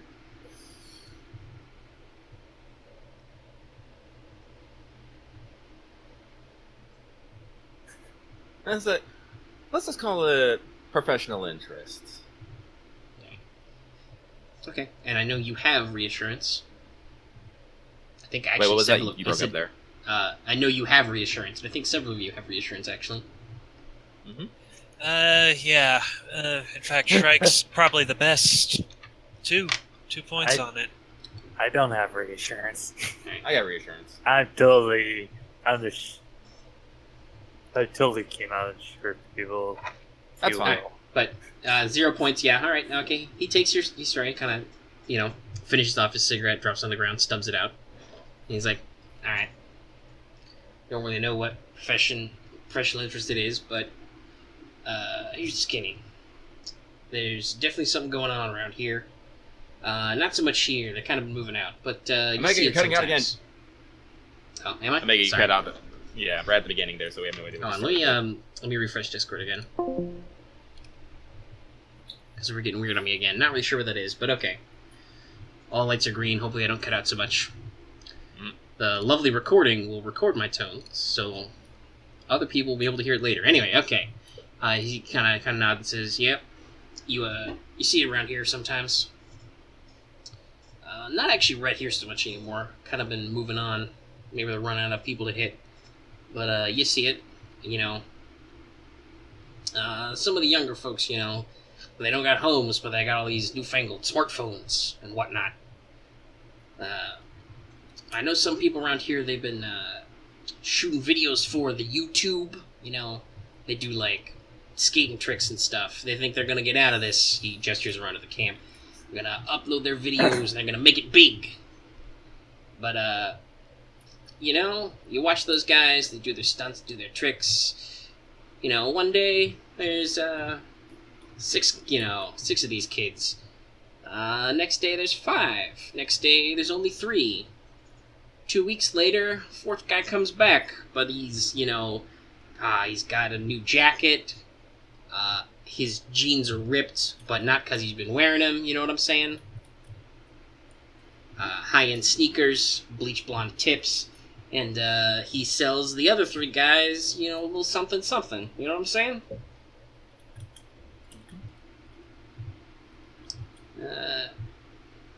Not really sure who or what's doing it. I tried asking a few questions myself, but I'm not in the service anymore,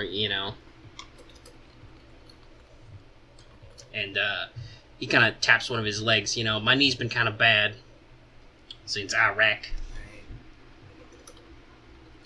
But you notice some things. No soldiers going missing. Nobody working any stressful jobs. There are some, working girls around here. You'd think they'd be the first to go, right? Nah, hardly none of them have gone missing. The people who are, on free antipsychotics, or people who are trying to break their drug habits, they're trying to get off the smack, that sort of thing. Not them, even though you think they'd be easy.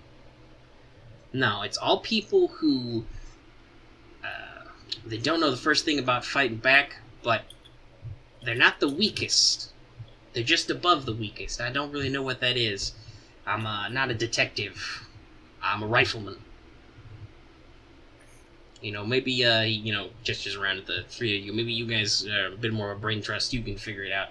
But it's been perplexing me. He scratches his beard.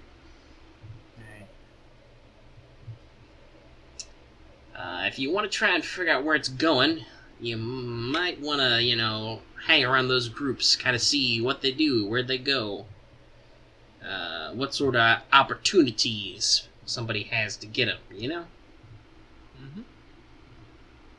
But let me warn you, they're real professional. These guys fight better than, pajama-wearing Arabs in the desert, alright? Some of these guys, if they're not professional, they've at least got some practice, There's no footprints left over. Tire skids, but they get washed away the next day. You know, sometimes their whole things go missing. They don't turn back up. Not a lot of signs of struggle. There's no gunshots. Not a lot of blood spatter.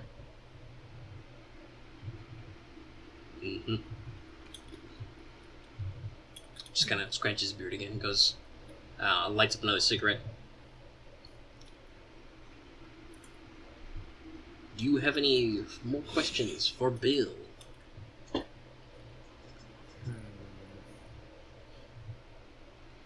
Yeah, I'll ask him, did he notice any particular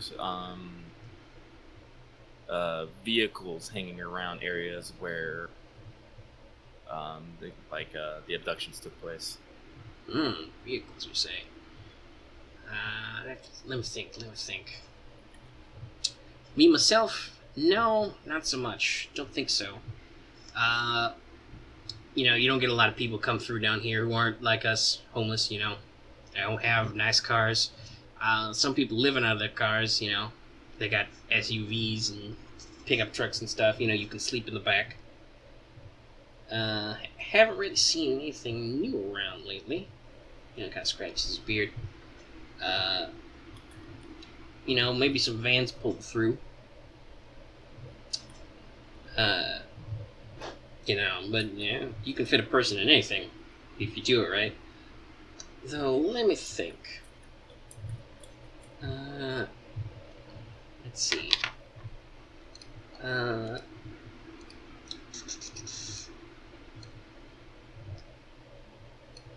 trying to think about this, because this isn't technically a core clue. This should be something extra, and I'm trying to figure out how it would phrase.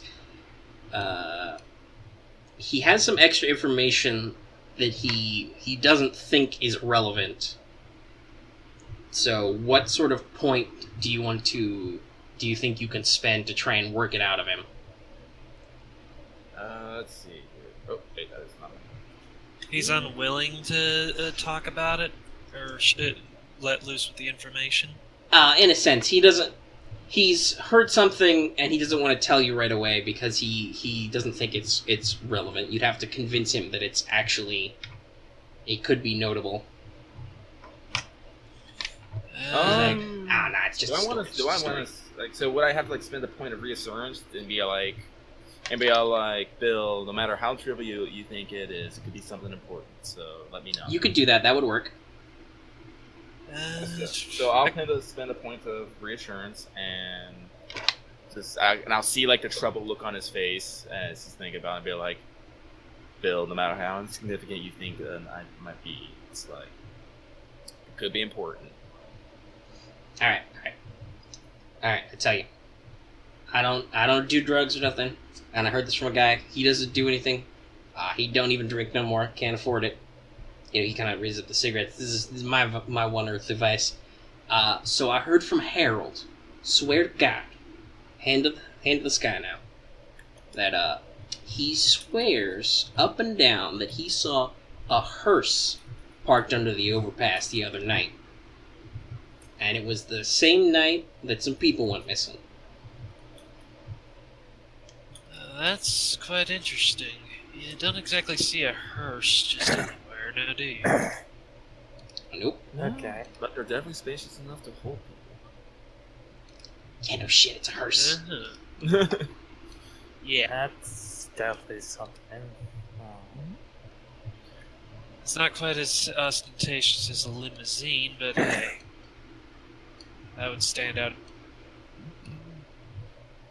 Now, aside from vehicles, have any new people like been trying to talk a good game or trying to what's the word I'm looking up? Convince people to like go with them somewhere, even if it's like happened a while ago. Not much that I've seen. I do think there may have been some smart Alex, some people who would have looked better in a suit, if you know what I'm saying, who came down to talk to some of the young kids doing like the the YouTubes and the tricks and stuff. Maybe they thought they could, exploit them, turn it into something big. And there's always a couple of people hanging around. They're looking to get what little money you have out with stupid stuff like, oh, you gotta go to the gym, or you gotta, try my new cheap organic produce. It's way better than whatever, pre-made shit you're buying to eat down here. Kind of nods. Also, of course, there's always people asking, for odd jobs, people down at the... Just drop my pen. People down, dockside, need part-time workers, move stuff, store stuff. Some of the people down here, they got, like, truck licenses or forklift licenses that are still valid. Sometimes they do some shifts over in the harbor. Never know when somebody else needs a hand.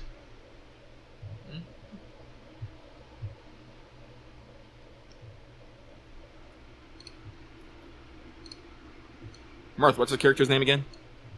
Uh, Not Magpie, his actual name? Kier, Keil, just name drop. But Kier Milestone. I'll just turn back to you. I won't actually call you by name and just be like, it's like, you have any questions? I'm about that. And tap as well. Can't really think of anything, at least not angle, but the underpass at night is where you have to find other spots where they might try to drop off. Oh, I'll turn back to Bill. It's like, oh yeah, you said they moved on this area. Do you know which area has been having the recent recent abductions? Nah, not so much. Haven't heard any news on it on the grapevine. And it still happens here occasionally. I don't know, maybe it's just there's better picking somewhere else. I see. I'd say check the usual places, parks, overpasses, that kind of thing. I smell a stakeout. Yeah, I do too. Right. Anyway, Yeah. Bill, thank you very much for your information. Thank you for the breakfast. The breakfast with a $20 bill snuck in it. Of course.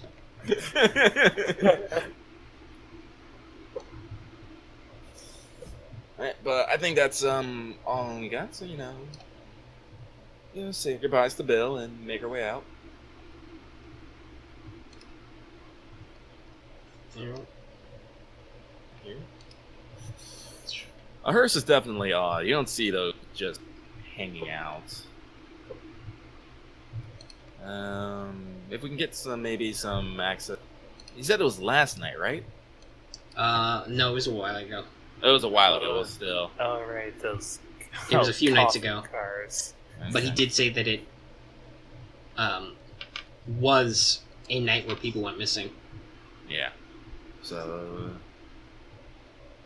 I said, call me crazy, but I'm pretty sure funeral homes aren't open after dark.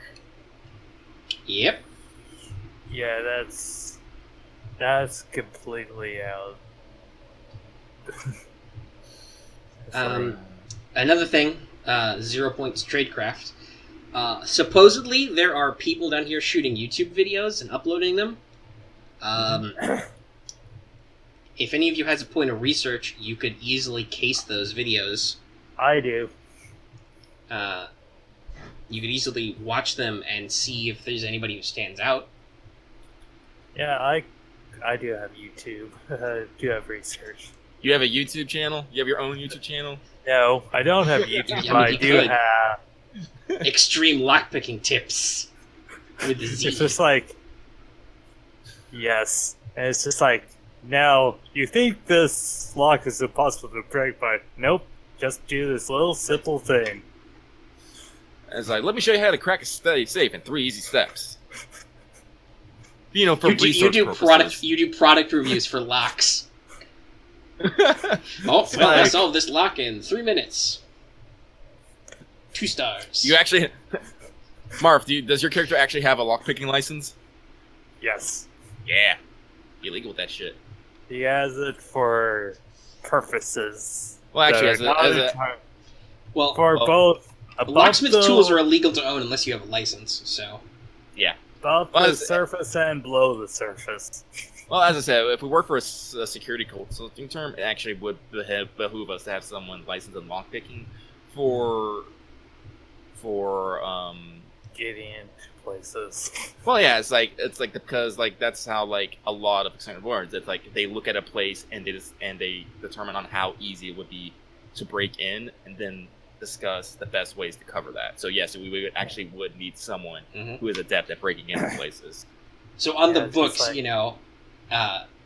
Magpie is your licensed locksmith. He is not your infiltration expert. It's just like, locksmith, here's how the guys can break in. Here. It's like, your place isn't safe. Yeah, lock it up more.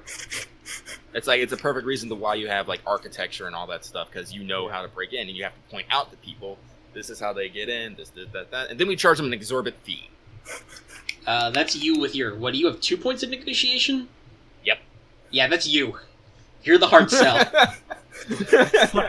Now we can fix this, but here's the bill. It's going to cost you pretty penny. This is our hourly rate. This is our fee for showing up in person. Here's our 24-hour access fee. See, this is why it was important that Lily White called in the favor, because otherwise it was an off-site meeting on a Saturday, not on normal business hours. Alright, now so let's see here. Alright, so we got a couple clues here. A hearse is definitely something to hang on. If Shrike is otherwise occupied, he can start going. He can see if he can start getting traffic cam access. Okay, I can do that. I will say though, going through hours upon hours of camera footage, if you I'm assuming you're going to get access to the house anyway. Oh yeah, that's a bit time consuming. That's what traffic thing ability is all about, is sorting through that data. Yeah. Yeah. So that's did you actually walk with us, or did you just hang out in the van? I was, yeah. Oh, okay. So I'll just give you the meaningful look. Once again, this is literally why every character gets 1 point in Tradecraft for free. You can give it meaningful looks, hand signals, whatever, and be like, yes, okay. He's basically saying to look into it. Yep. Yeah, you can give super meaningful. Yeah, without a word, he just turns around and heads for the van to go take a look into it. All right. So not too long. So that'll probably be occupying him for a while. So we'll figure out where you two are going first. Yeah. All right. Well, let's see here. If we want to talk to more witness accounts, I think we should try them YouTube kids. Yes. I'll check up on the videos. Well, we got to find out the damn channel name first. Yeah. So that's definitely important. I don't know. Honestly, we probably not a huge deal. He has a point of research. He can figure it out. Yeah. Yeah. Just Google sweet Seattle jungle tricks. Or extreme jungle tricks. Actually, that's probably. That's probably what they put it on. Extreme with. Yeah, with an X, a capital X. Sweet Nolly under Seattle overpass. Yeah. But yeah, you whip out your nice phone. Let's see if we can locate a group of. See if we can locate a group of kids. Okay. Songbird, you have human terrain? Yep. Yeah, no, it's easy. Let's see. Where would I go if I were some skateboard punks who may or may not be homeless and or hanging out with homeless people because it's a better street cred. Gee, over there, in this, there's probably like a walk space that goes under the overpass. Like maybe there's a terrain change. Because you guys are actually in the rough area of like North Beacon Hill, and Beacon Hill is actually a pretty big hill. And I didn't know this, but Seattle is also quite a hilly city. Oh yeah, it is. So Definitely yeah, is. there's some gentle, but there's definitely walkways and gradients with rails. What better way to get sweet videos with lots of hits than grinding a rail and or eating shit falling off a rail. Trust me, the eating shit gets a lot more views. Oh yeah, it does. They know this. So yeah, you have a point in human terrain, so it's easy to find. Yeah, no, there's some. They're out there right now. The lighting is better, and yeah, you see some young people, ages somewhere between like 16 and 20, on skateboards, trying to grind rails, doing tricks, going up ramps, going down ramps. You see at least one guy be like, "Hey man, I'm gonna go down the steps." Then he falls on his ass halfway. Let's take a moment and observe. We don't want to just run in there and heckin' spook them. Yeah. Let's do a little bit of brainstorming, real quick. That's right. Remember, the legend I want to is identify. key. I said, remember, the legend is key. Yeah. Legends. Whenever you're talking to somebody, you want to get your story straight, basically. Mm-hmm. Yeah. All right, so.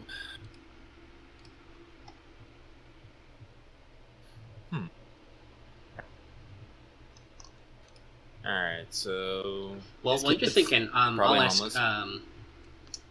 I'll ask Shrek. So you drove here yourself. Do you want to do your work in the back of your van because obviously you got a laptop on you, or do you want to maybe head back to the office where you might have more powerful computers? You guys probably shell out for business internet. Well, am I expecting these guys to return to the office? Yeah, probably after we get done with this round, probably head back to the office before.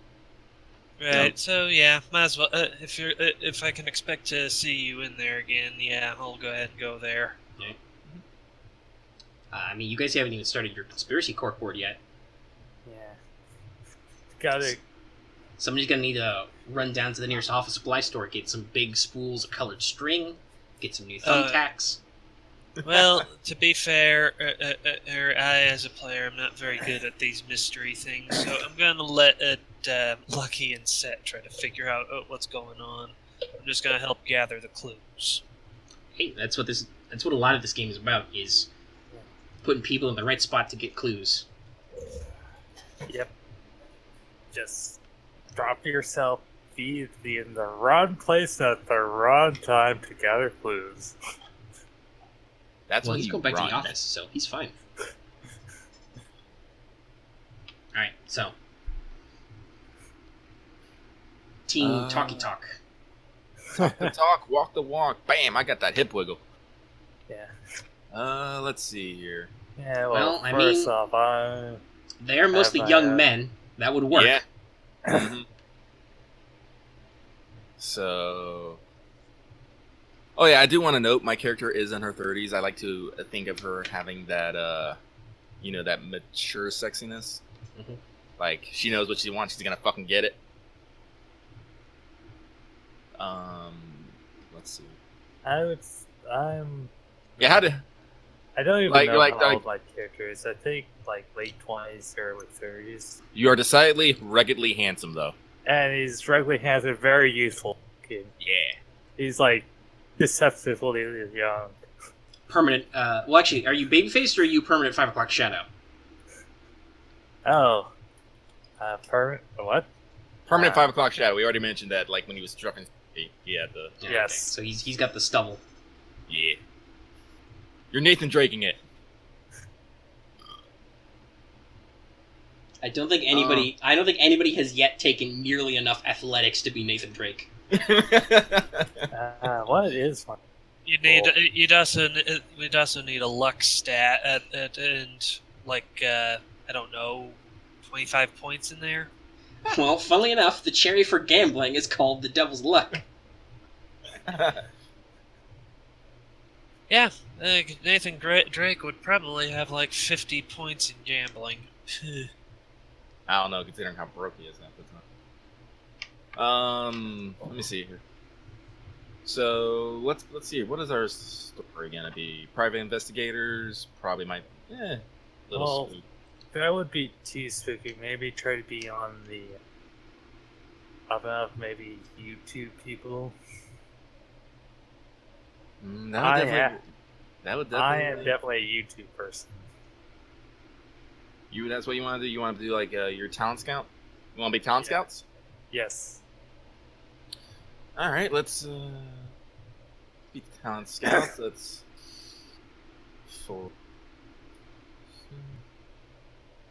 talent. Let's see. What's our company name? That's a good question. Also, probably shouldn't like maybe directly outright state that we're talent scouts. Maybe like try to get. Well, if we are too friendly, they might just be spooked. Yeah. Well, that's why we're standing here, observing. Well, here's the thing to remember. With your basic psychology, which at least one of you has, you're dealing with, teenagers and young adults who think they're going to get internet famous, and who probably have no idea how any of this actually works.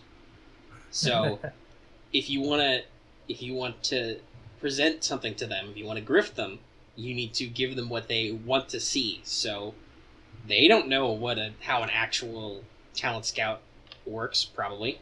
So you need to, figure out what their expectation is and look like that. Do I have a good? I don't actually have photography, but can I use preparedness to pull out a nice camera? I already have a camera because of photography too. Oh, you do? Well, hell yeah! Be snapping some photos of those kids. Okay. Well, Alright, 0 point spend. You take some photos. And I said, this gives the impressions that we're, checking out their skills. You have 2 whole points in photography, so you shoot clean photographs. Minimal motion blur. Cameras can also shoot video, I guess. You could. Yeah. I mean, you all have smartphones, so you don't even need a camera. Yeah. Yeah, I know. Because smartphones are just but a camera gets you places. Yeah, it looks professional. It really does sell the image. Jokes. It's just But yeah, if you wanna take out, you got a nice digital camera, you can take some, like I said, some clean shots. Everybody's heads are still in the same place, minimal motion blur. You can even make it work with no flash. Give it some panoramas. Huh? Alright, let's see here. Now, is any of these kids wearing designer clothing? Like one of those looks a little bit more out of place than the others? Do you have a notice? Yes. Okay. Yes. 0 points, no. At this time, it doesn't look like any of them is fancier than the others. They are either authentic or trying very hard to be authentic. Probably clothes secondhand, probably from Goodwill or something. Their sneakers are all well worn. Got some stains in their clothes. Some of them have ripped jeans that have obviously been ripped by falls and stuff. Almost none of them have any kind of padding or anything. A helmet? What's that? That's expensive. If I wear a helmet, they can't see my face. Yeah. Dude, heroes in movies and stuff, they never wear helmets, so I don't need a helmet, bro. Bro. Dude. I don't need a helmet, brah. Bro, chef.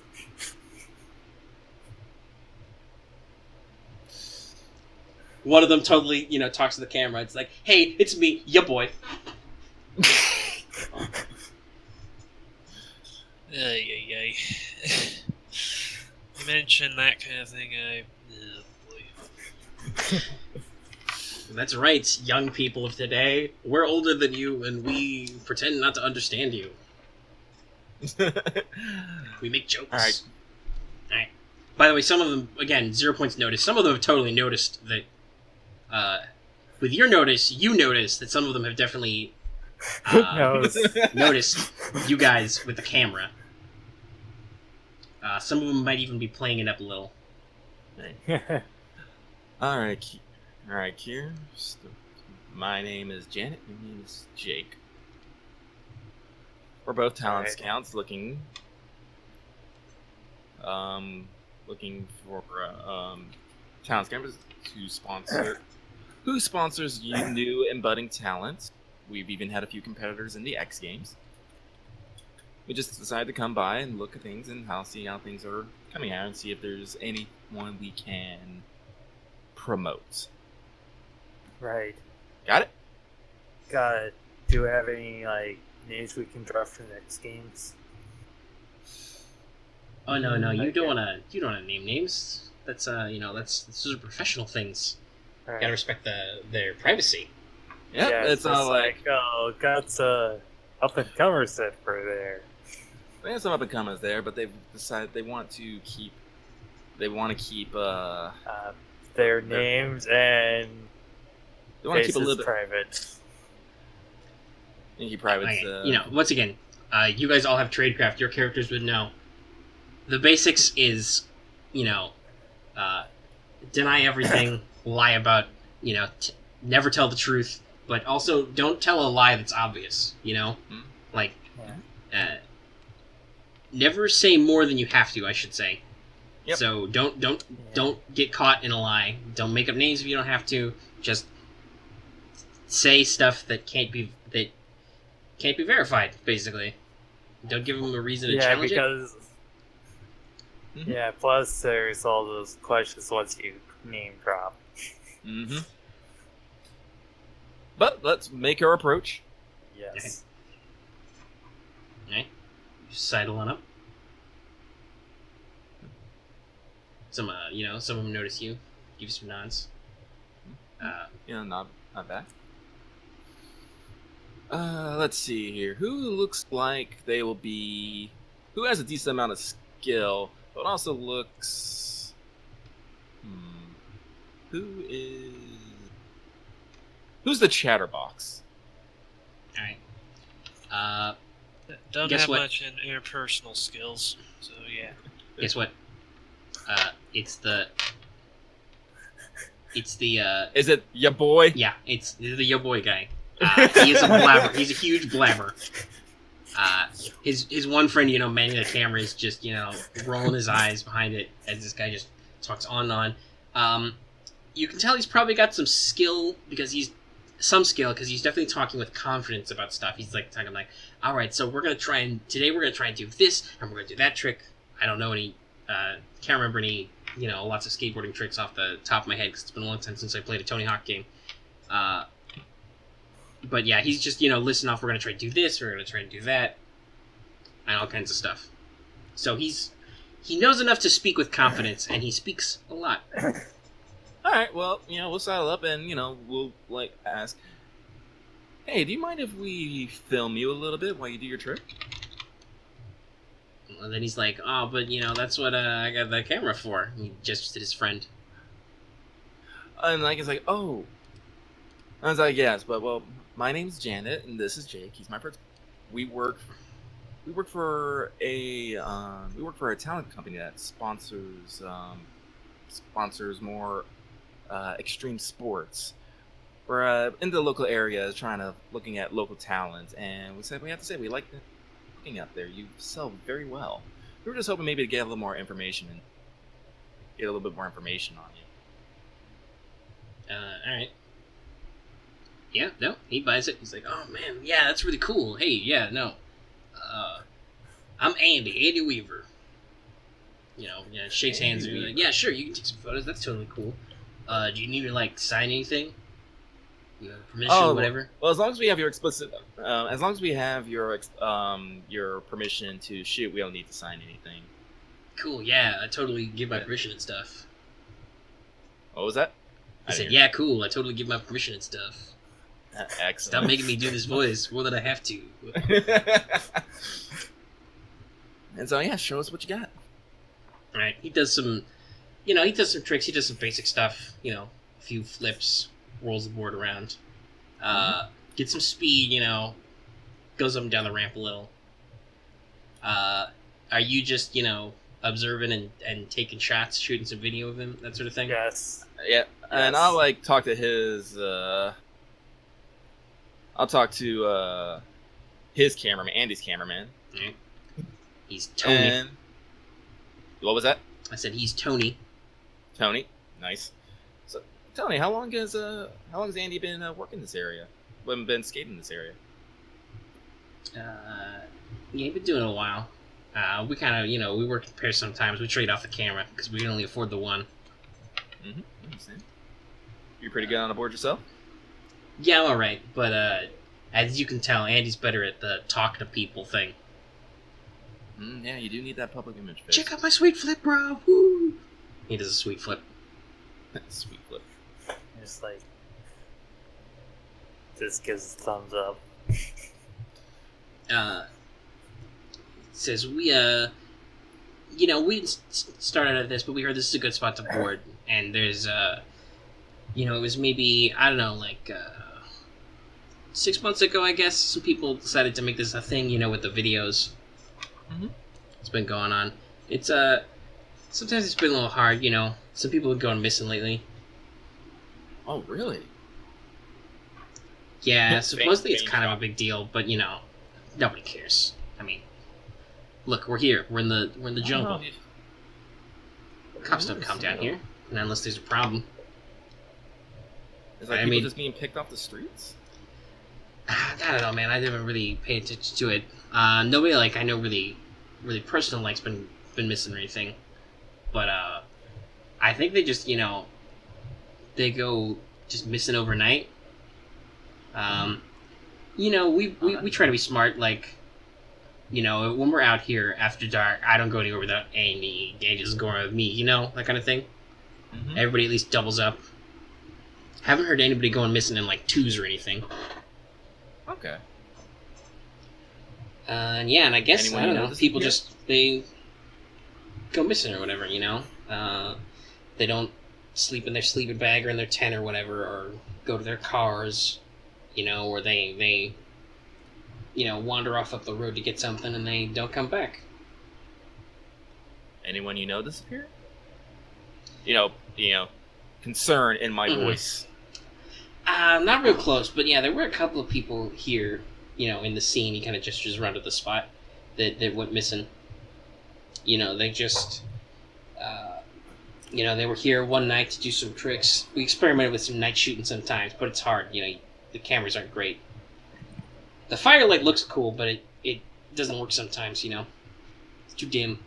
But back when we did do that, there were some people who went missing. They just, sometimes they stayed late, or they, left early, took a bad spill, decided to leave, call it night. And they wandered off on their own, and we didn't see them the next night. But there was that one kid. What was his name? Kurt. This was real weird. Kurt was a little bit older, He had a real beat-up board. I think he'd been using it for a long time, kind of stuff. He was always talking about how all the, he would use free Wi-Fi and look up all the latest, designs and stuff, boards and all the latest athletes and stuff. He was real down about the not having a job thing, Mm-hmm. So he went missing, a month ago, maybe more, and he's gone, a week. Enough for some people who knew him to, report him missing. Next thing you know, this guy comes back for another round here. Brand new board, brand new wheels, new deck, everything. All brand new. Real brand name decal. He's got, a sweet new jacket, he's got new jeans. had one of those, belt buckles with Banff on it. It was real cheesy. Like, he had big bling chains all of a sudden. And everybody's like, "Yo, Kurt, what happened to you?" And he's like, "Yo, I got a new job." Only he wouldn't tell nobody what it was. I'm pretty sure he's dealing drugs. When he mentions drugs, kind of my eyebrow. Yeah, I It's know. like- He didn't try and sell anything to us really, but he was here. Like I said, Okay. he got a whole lot of money from somewhere. Said he had a new job. Also, he was kind of strange. He was upbeat, probably because he got money finally. But his he looked kind of pale. A little bloodshot in his eyes. Maybe he was getting high off his own supply. I think that's the thing they say. And the first night we saw him, he had a real patchy, real shitty bleach job. Like his hair was almost white and it looked real artificial. I think he got it dyed back because we saw him a couple nights later, and it was brown again. But then we didn't see much of him. I think he went to somewhere else to hang out. I think he, went back to his selling drugs. Now, we try to be a typically laid-back company, but it's like neither of you take anything hard, do you? Nah, no. I mean, it's Seattle. Everybody here's, smoked a blunt once or twice, right? It's cool. Helps you relax. Some people do the tricks better on them. But, hard stuff, no. Nobody here can fucking afford it. That's We good. barely afford smartphones. It's like, oh wait, hang on. What was the name of it? Shoot. It's like, oh wait, no, these guys want to be taken like you get the wrong. That's for parties and raves, not for fucking rolling around on a high-speed fucking skateboard. I mean, you could try it. It's supposed to be like a sensory enhancement, but it does not definitely sound like they're seen. The what? I said it doesn't sound like they're seen to try to be unlucky you. Yeah. So I'll let that angle drop. Let's see. So everyone's disappearing in this bit of interesting news. Definitely in less secluded areas. Doesn't sound like there was someone trying to sell drugs. But yeah, so it's like, all right, well, I'll take a moment to mull information and I'll call out over to Andy, suggest him, see if we can get a shot of him doing certain tricks or whatnot. Yeah, no, he doesn't, or he tries. And he He tries. makes a pretty good attempt.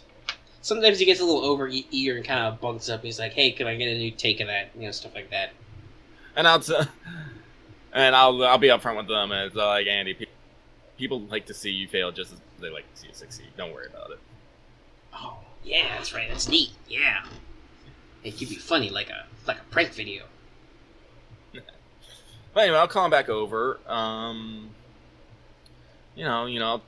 make vague skateboarding statements, and I'll go through round. I'll go through rounds.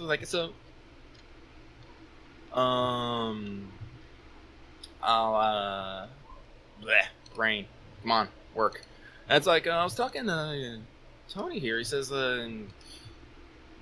it's like there's people been going missing recently. Is that something that we should be concerned about in the area? I can't think about it. He's like, nah, I don't know, man. I don't think so. It's just people go missing all the time, and just the thing. You just got to be careful. Stick together. Always goes in twos. Don't be an easy target. It's the basic stuff. It just same way you get by, you don't get mugged or whatever. He clearly wants to make it seem. Actually, yeah. Do you have bullshit detector? Yes. Okay, you can tell that he's he's underplaying it a little because he doesn't want to scare you off. Let's see.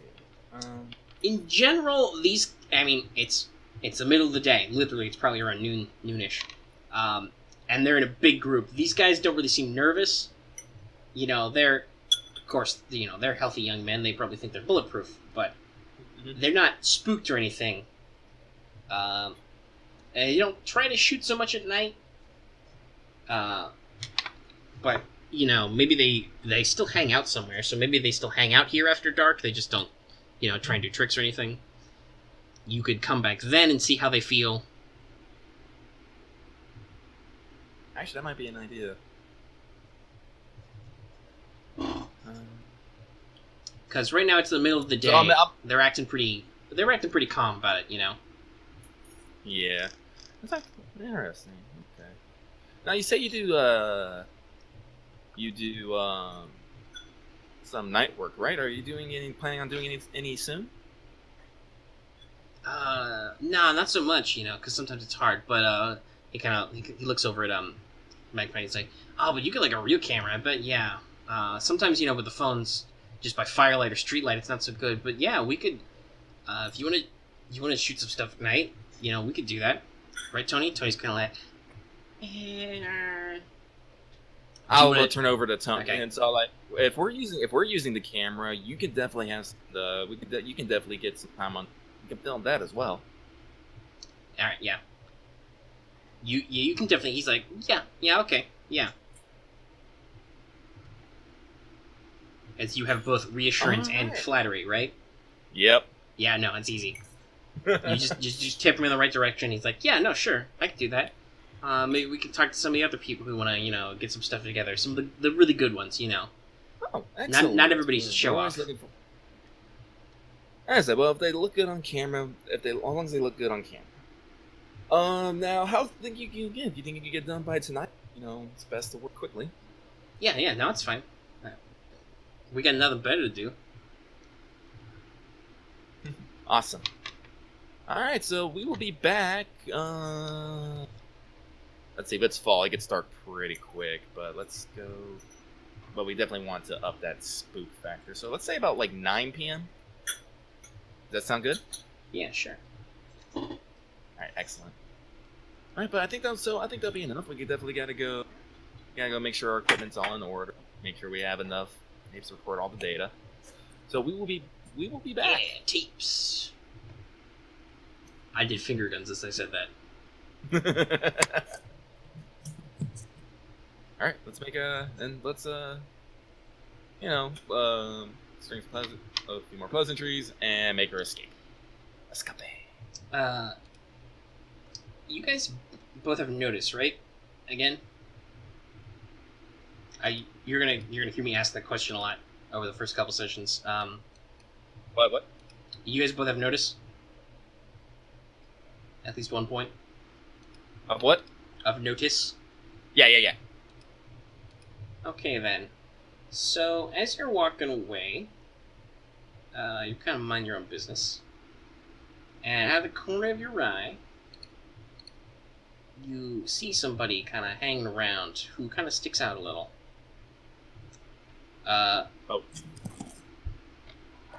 He's a what you call it, a big burly type guy. You would, if you had to put a name to his look, you'd say Gym Rat.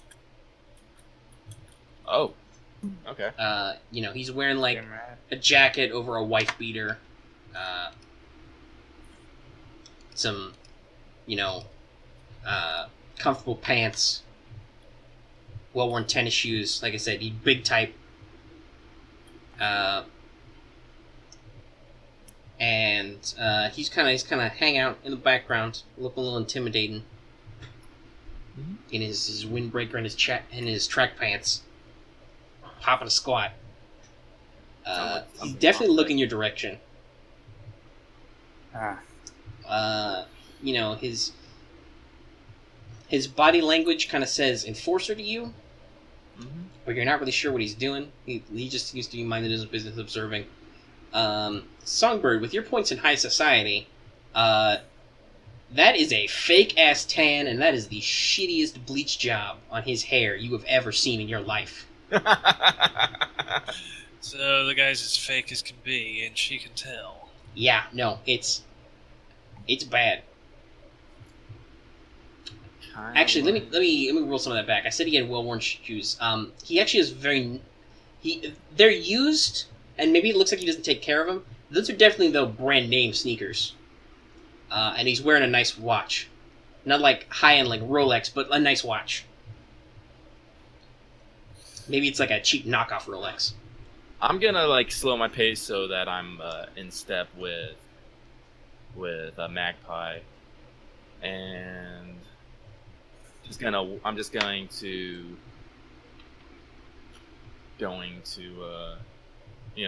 very low, very quietly, give him the general direction of the guy. It's like, can you get a picture of him without being noticed? Like, that will be a spend of photography. Yeah, I'll just like take a quick peek at the guy, like just like. Actually, no, not a spend. You can take it for 0 points of photography, but if you want it to be hidden, you should make me an infiltration roll. So that's up to you. If you say you can't do it, I'm not like, oh, fuck. I'm like looking at the guy and just like, well, not like looking too long, but just like quick peek, like an overview, like just look around. Mm-hmm. And then I'm just like, I'll be like, I'll try to get it. I think I can do it. Alright, so roll me infiltration. Okay. And if you're spending points, you declare that before you roll. Right, so let's see here. And I will tell you, this seems like a pretty normal situation. And typically your dice difficulty is like 3 points. Like usually 1 or 2 points. Yeah, it's like 2 or 3 is your typical difficulty. And difficulty is pretty much the number that you're trying to be over or reach.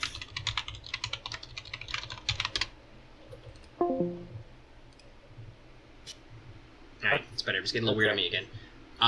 Yeah, you want to meet or exceed your difficulty number. Okay. And your typical difficulty is like 2 or 3. Okay. Quick question. I didn't actually read about this, but does like exceeding the target amount like mean you do better, or is it just literally you just need to meet it to and that's like the full benefit? Yeah, there's no like other than if there's like some kind of opposed situation going on, there's not really a great need to roll super high. Okay. Okay, so I think I'll spend. I think in like for combat checks, there's like a result for rolling well over their hit threshold, but in normal like general ability rolls, it's not a huge deal. Okay, so I'll spend at least 2. Okay. Yeah.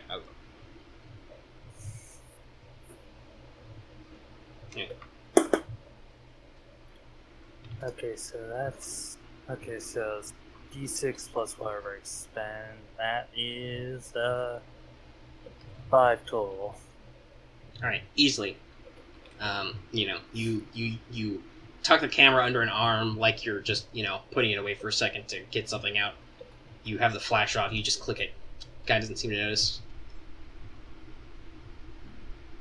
It's a digital camera, of course, so you can look at it right away. You've got a clean, HD resolution image of this guy. Yeah, And so like bad dye job, tan skin, ill-kept designer clothing. Sounds like one of those returnees, doesn't it? Yeah, definitely. I don't know though. He seems like he could probably bench press 2 of me. I don't think he's much of a talking type. That's tough. Yeah, it looks like he might have biceps bigger than your head. Yeah. Songbird. Not to insult a man's intelligence, but he's probably not much for talking. Yeah.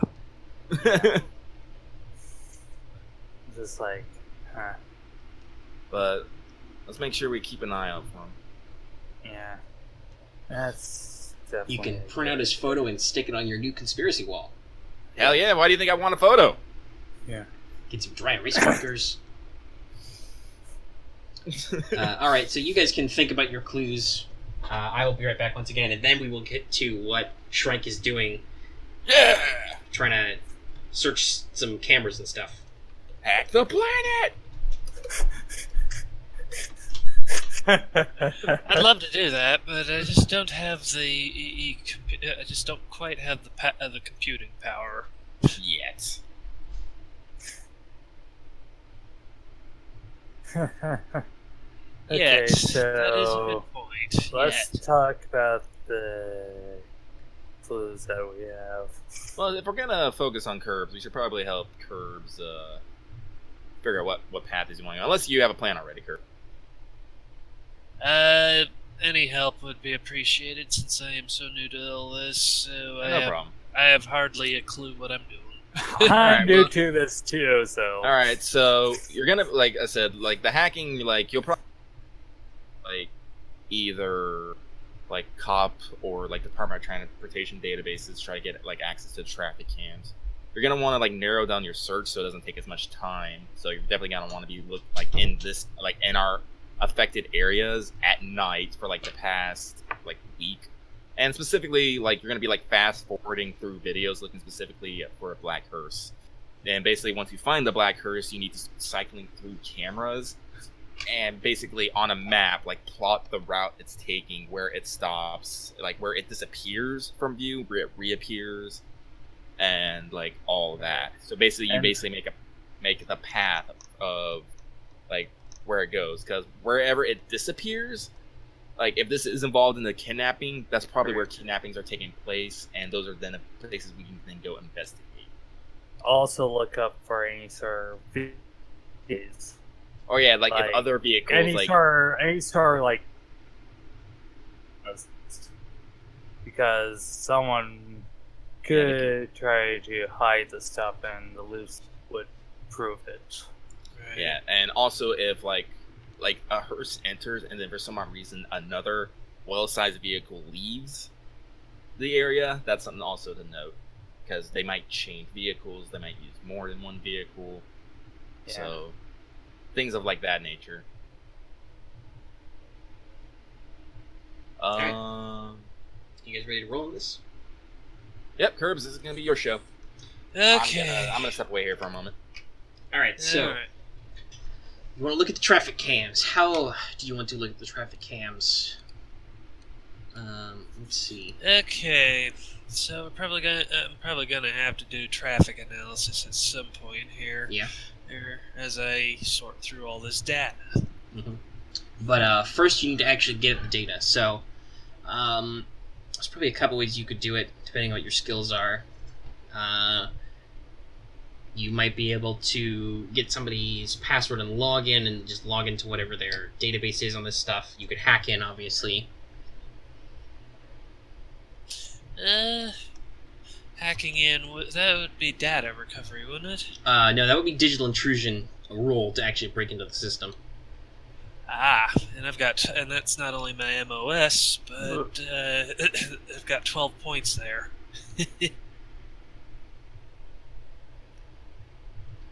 Yep.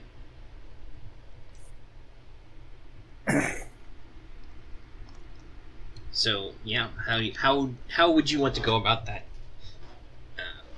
And you can feel free to figure out whatever your approach is, and you can let me know, and I'll figure out what skill it might be.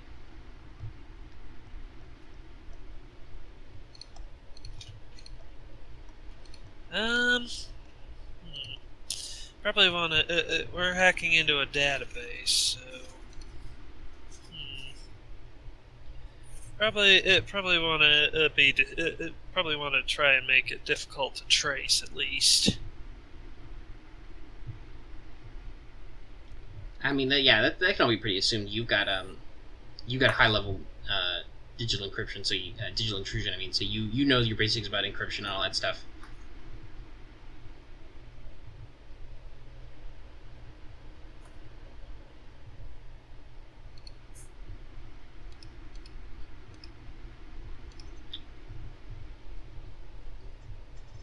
basically that'll all depend on your role. If you want to roll just intrusion. Let's go ahead and try. Let's try it. All right. Shall we? Yeah, and remember, you spend points before you roll. Yeah, I'm just gonna go for 1 point. I think that should be sufficient. Yeah,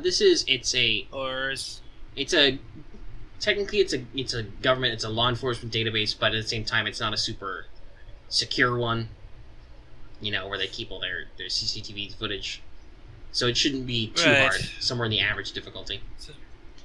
So yeah, that would probably... that 1 point should be sufficient.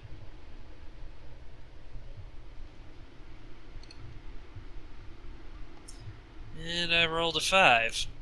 Alright, yeah, you're in. Okay, so you have access to the system. You have both data recovery and electronic surveillance, so... yeah. Well, I'll ask you this. Let's go ahead.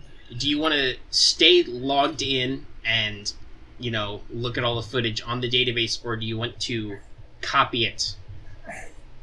Probably best to copy it a bit so I can look at it at my leisure and nobody will kick me off. All right. That will be a spend of data recovery. Okay, can do that. All right. So you take some time, you set up some transfers, and you just dump all the video files you want from the relevant time periods onto some hard drives you have, and then you can just log out. And going to make it, yeah. I don't need to particularly cover my tracks, do I? You don't need to do anything extra to cover your tracks. You can just do that as a normal function of doing a digital intrusion. Okay, just checking. I'll do that then, and yeah. And once I'm logged off, then I'm going to start trawling through the data. All right. Well, you have traffic analysis, so that's easy enough, and you also have electronic surveillance, so you can, you're pretty. This is pretty in your wheelhouse. Nothing spent. You just have to spend a couple of hours going through the same video footage in the same areas over and over again, scribbling back and forth. It's very tedious. Right. And hey, you understand? You gotta understand, and that these things can take time. Anyways. Yeah, these are the scenes they never actually show in the movies. Or if they do, it's part of a montage. It's boring as all get out. Yeah. But yes, so using that time frame, you're able to actually track down a hearse in that region, which is odd because why do hearses need to travel on the highway?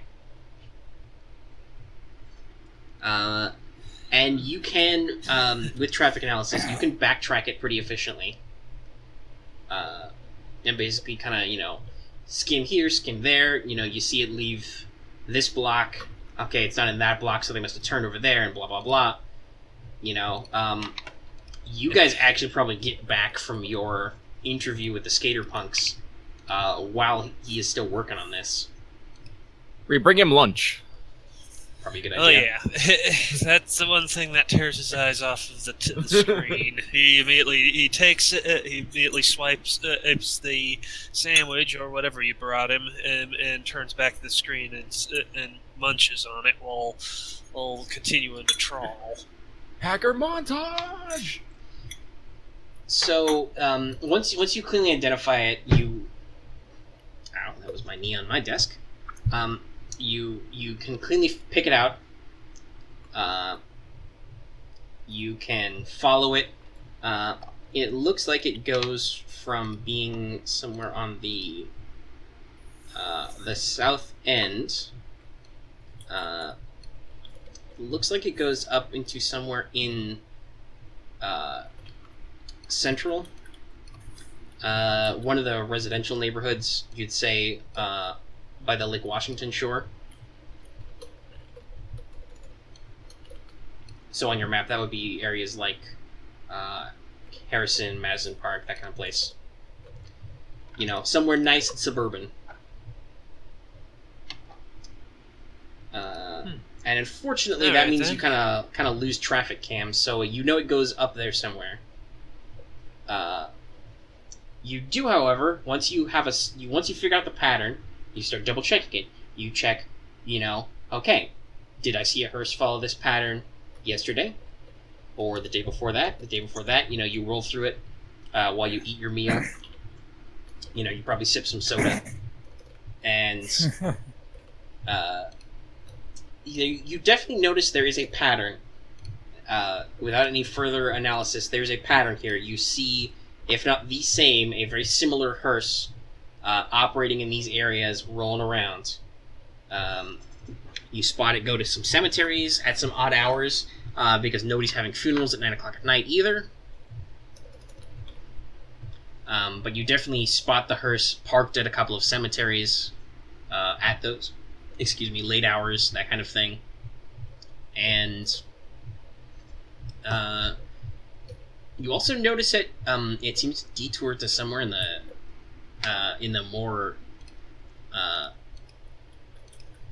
more built up areas, and more even like shopping type areas, like where there's no reason for it to stop. It's acting more like it seems to be acting more like a late night taxi.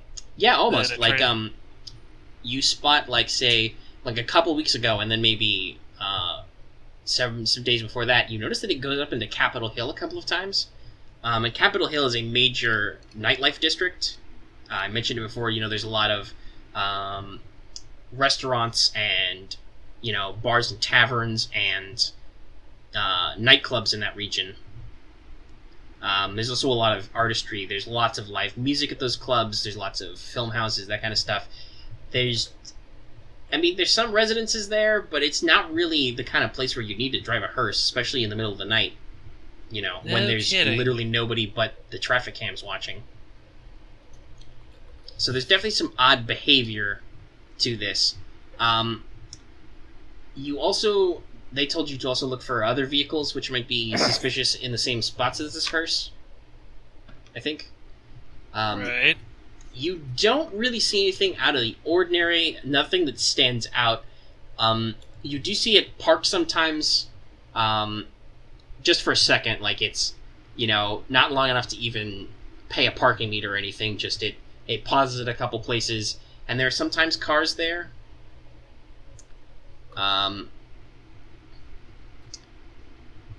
And that's just Dead the drops. 0-point tradecraft, which all of you have, could be dead drops, or quick swaps between vehicles. They're not even paying the parking tickets. And like I said, these are happening at midnight or 3 a.m. When there's nobody out, there's barely any light. You're surprised that the city even bothers to run the cameras at this hour. But that's when it is. There's some weird stuff going on. If you would like to spend a point of electronic surveillance, you can get a high quality zoom and enhance on a license plate. What do you think, guys? Wanna pull that? I'm sorry, I'm doing the enhance joke right now. Enhance! I'm what guessing I said. yes on your end. Yes. Yeah, but, well, as I said, if we get a license plate number, we can track it. Find owner. Alright, let's pull it. Alright, yep. Spend that point. You find the perfect lighting, the perfect clip. You got the clean shot of the license plate. You take a screen grab, you clean it up. You got all the digits, all the letters and numbers. And no need to go looking at it like McGee did with that one picture. It's not a skirt. Can't look up it to see what you want to see. All right, and if he's downloaded this entire backlog of the footage, so if you guys have any further questions, you can always go back to it. But I think that's everything relevant to what you were asking right away. Yep. Right. Another photo for the conspiracy.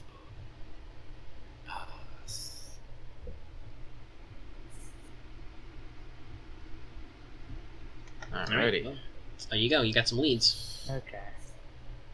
Anything here? Oh wow, we've been going for like almost 3 hours. Yeah, Has it recording been time 3 is 2 hours? hours 40 minutes. Okay. Yeah. Wow. Yeah, let's see here. So, it's Saturday, it's afternoon. We've talked to homeless, we got a scheduled meetup with them kids. Yeah. And said, probably not gonna get. And I said, it's probably not gonna be a super big league, but we might get some name drops and maybe some more information there.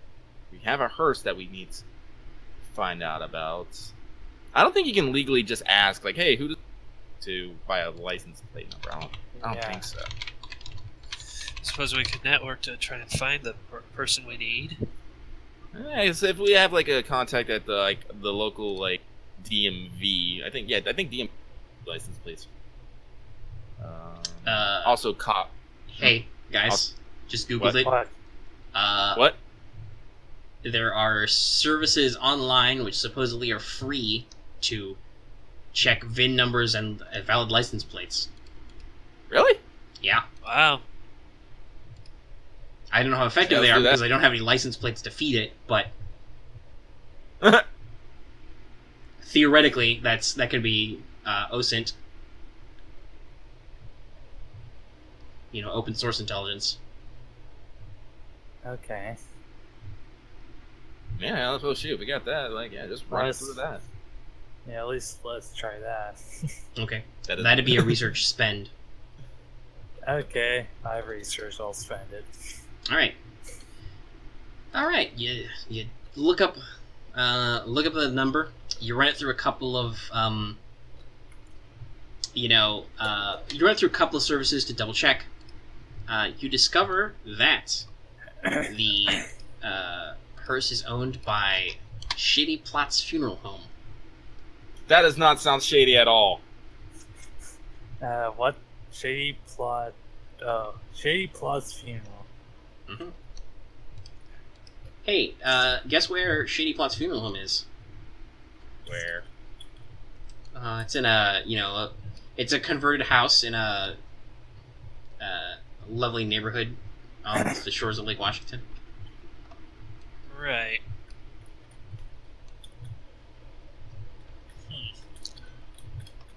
Oh yes, the thing that is.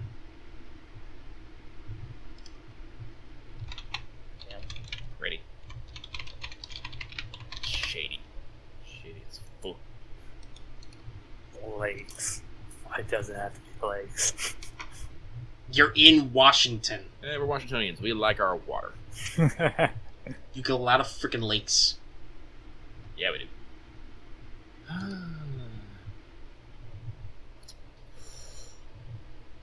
Let's see here. Well, now I guess that means we need to research into their business. Right. What general information we can get out?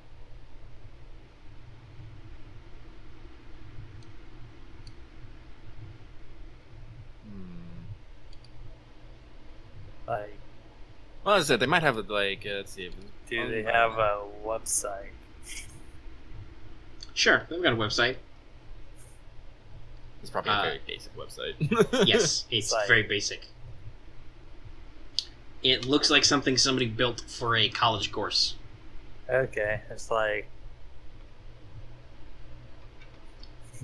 The kind of college course where they made you buy Adobe Dreamweaver. Ugh.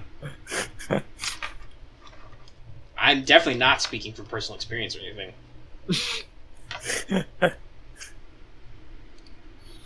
Well, but as I said, this is a possible stakeout.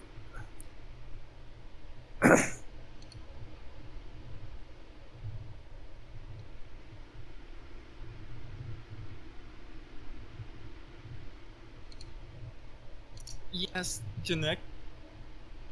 Red, strange. Yeah, let's go red. Yes, red. Alright, you guys broke up a lot there for me. I have no idea what you just said other than somebody cheering about red. Yeah, let's go with black. We don't know the connection. Hot. Yeah. Black is just for associate. I'm gonna put that at the top. Oh, hey. So. What's up, mate?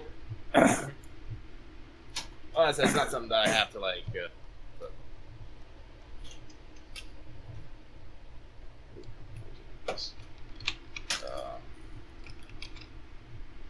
So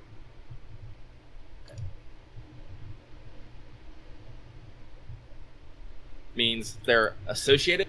Red stings means they're hostile. Like, yeah.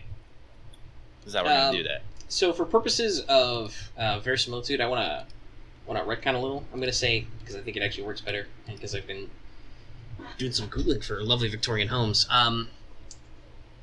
Under let's make sure it's places of interest. Let us what? edit in.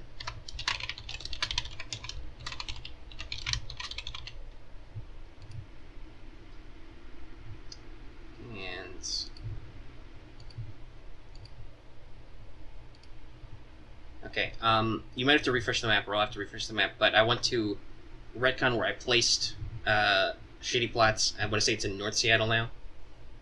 Oh, okay. And I should have put a black bullet point where it is. It's under places of interest. I'm trying to reload it right now. Yeah, I'm reloading. I'm hitting refresh like every couple seconds here. Yeah, man. Come on, I need it needs to be one more. Oh, still forward. Oh, maybe. Still refreshing. Yeah, like I said, I don't really know what the lag or whatever in syncing it is. Oh, there it goes.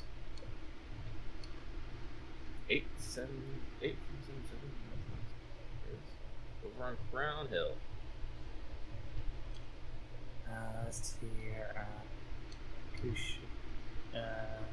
I see. I may or may house. not have Googled Victorian homes Seattle. Oh, not that far from the Crown Hill Cemetery. Oh, now I see it. See, it's almost like I know what I'm doing. Park. In Golden Gardens Park. A lot of There's a lot of freaking parks. fun. Trust me, research, I've discovered there are many neighborhoods, there are many parks, there are many lakes. Oh, yeah, and the Swanson's Nursery.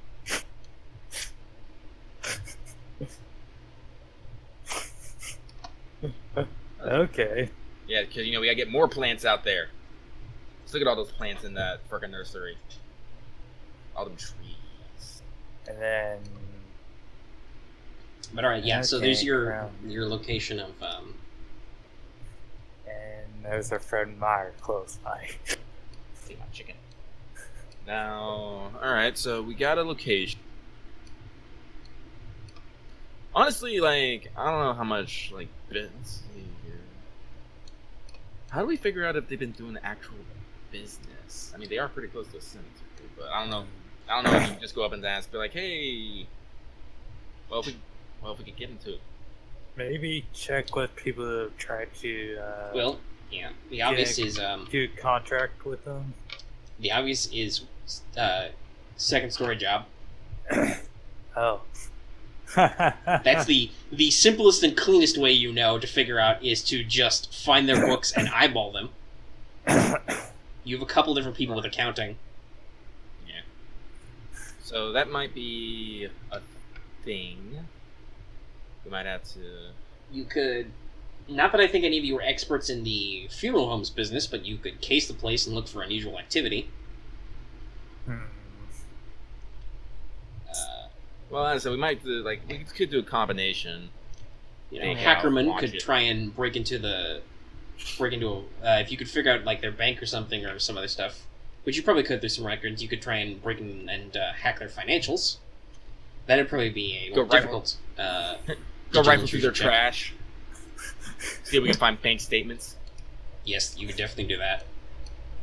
It's like, Well, it definitely sounds like we're definitely gonna have to go at least stake out / case the place. There's a reason why I put it on the map as a point of interest. And if you're interested in their financial stuff, I did put a couple points in accounting. okay. Yeah, so we could go case the place, see in that sense, rifle through their trash. If things seem like too suspicious, you can actually, break in. do a little bit more in depth. So we should definitely. I don't know if we should. Like, I guess this is a question I need to ask the group. Like, how committed are you to getting this solved quickly? Because I said we're kind of doing this like professional. I don't know like how invested you are in it solved. Yeah, in pro bono work. Do you want to like take your time? Do you want to make sure you get your 8 hours? Do you want to like have Sunday off? As I said, we got till what was it? Friday. So we almost got a full week. Yeah. To them. So I would say I'm very committed. you say you're very committed to solving this. Yeah. How about you, Curbs? How does your character feel about this work? Hey, he smells a challenge. A challenge or two when it comes to hacking into some data. All right, so we're probably not going to be getting as much sleep as we normally would be. Okay, so we could. So after the meeting with the skater kids, we could drive on over.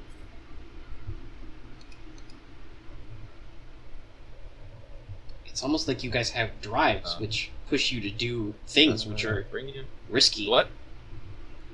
I said it's almost like you guys have drives, which push you to do things which are risky and dangerous. Yeah. You think? Yeah. I have nowhere else to go. Who cares if I die? And yeah, as long as there's something there's something electronic to hack. Hey. As I said, we got people going missing. Things are strange. Those kind of things. But, all right, so yeah, we'll double book our night. I gotta say, Lucky, I have to compliment you on how ambiguously you wrote your drive notes. Yeah.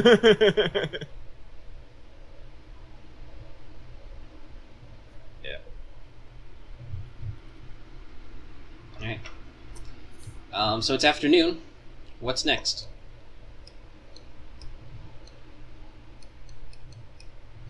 So probably.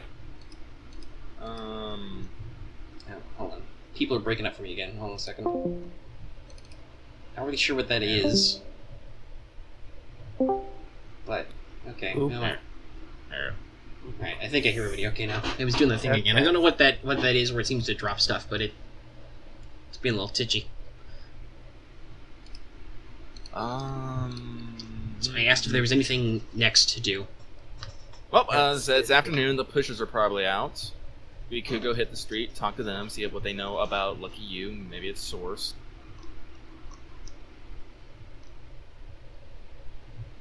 Yeah. It's probably something that actually might take a couple days. He's probably a very busy man, so we probably...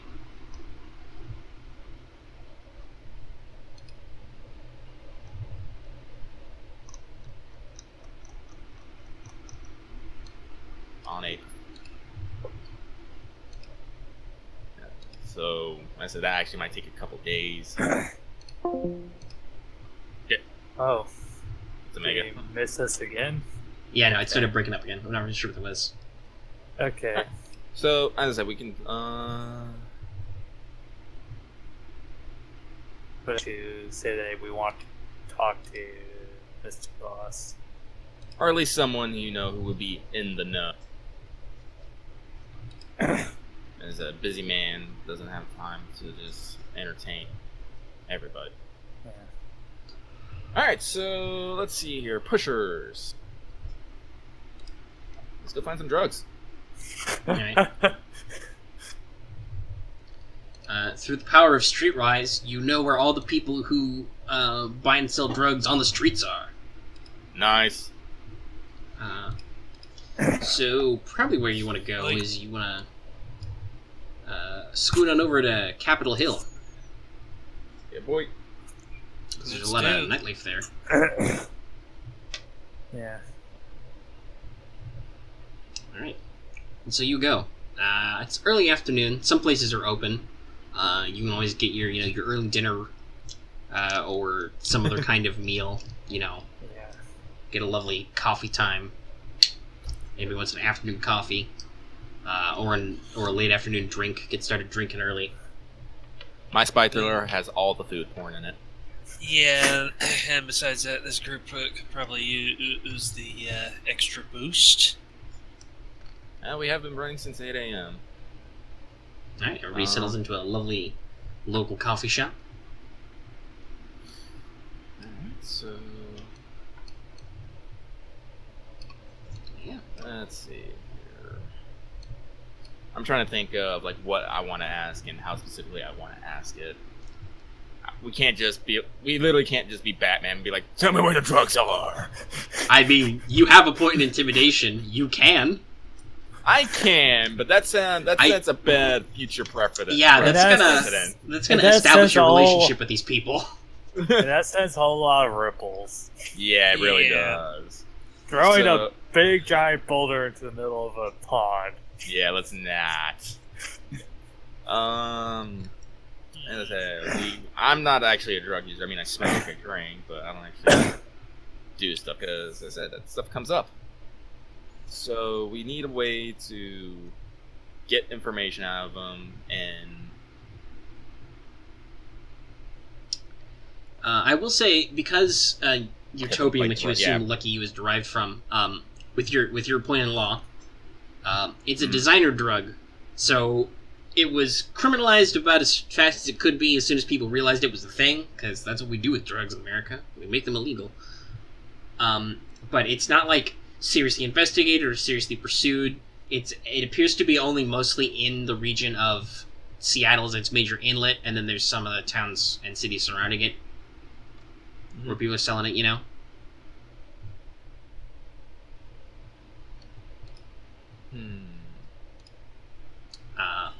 So your odds of finding an undercover, narc, if you try and buy, is probably pretty low.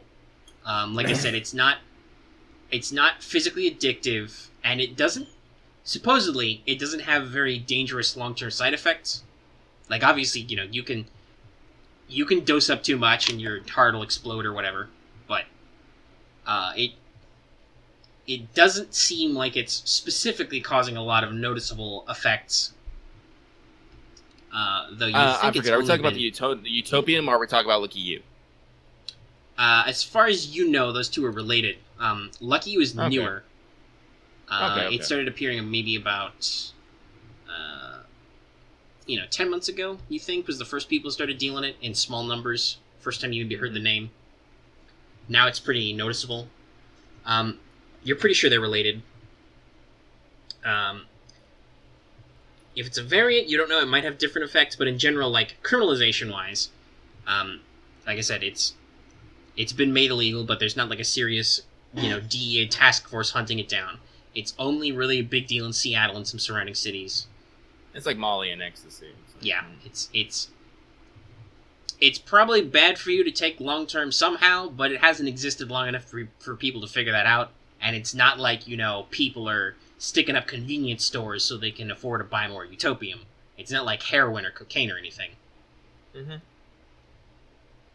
Alright, so honestly, I think our easiest end is just the covert, cash pass. And see about what they know about Lucky You. Where it's been moving, where it's coming from, how Mr. Big, I want to call him Mr. Big, not Mr. Boss. Yeah, but I'm sure Mr. Big is a thing. Yeah. Well, I know in the James Bond film Live and Let Die, there was a Mr. Big. That's probably what I'm cheating. New Orleans scene where he just makes people disappear off the scenes by dancing bands of people. And now Live and Let Die is stuck in my head. Sorry.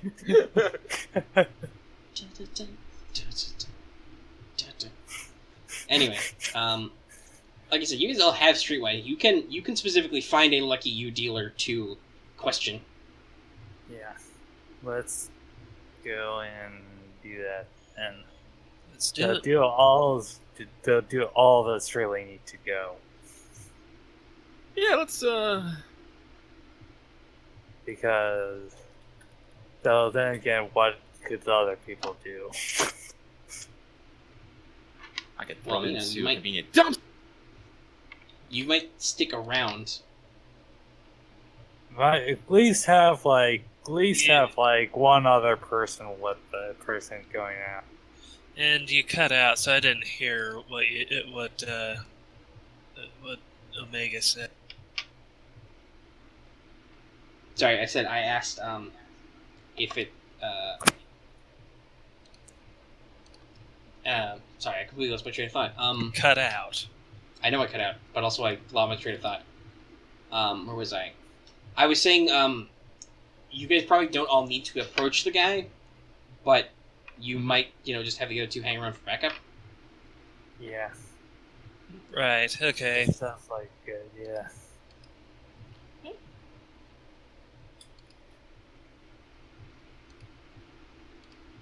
Alright. So, I assume Songbird is going to approach the guy, because Yep. she's the talky talk. Alright. Yeah, he's a guy. He's in an alleyway. Behind a nightclub, Just hanging out. Got a big coat, possibly a little too big for this weather. It's not that cold. Alright, so I'm gonna go. 0-point notice. He's armed.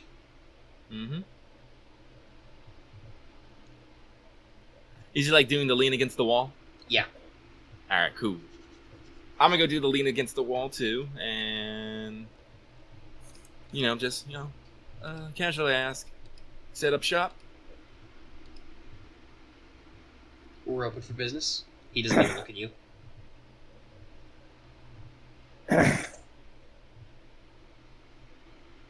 And it's like, just be like,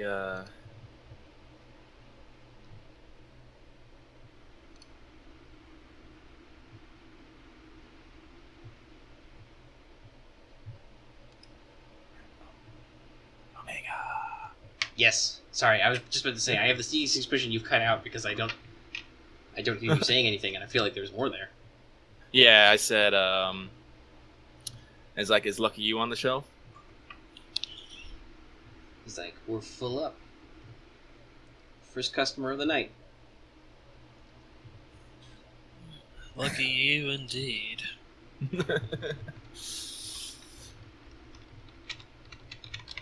That's like, you might make, forgive him, but wondering,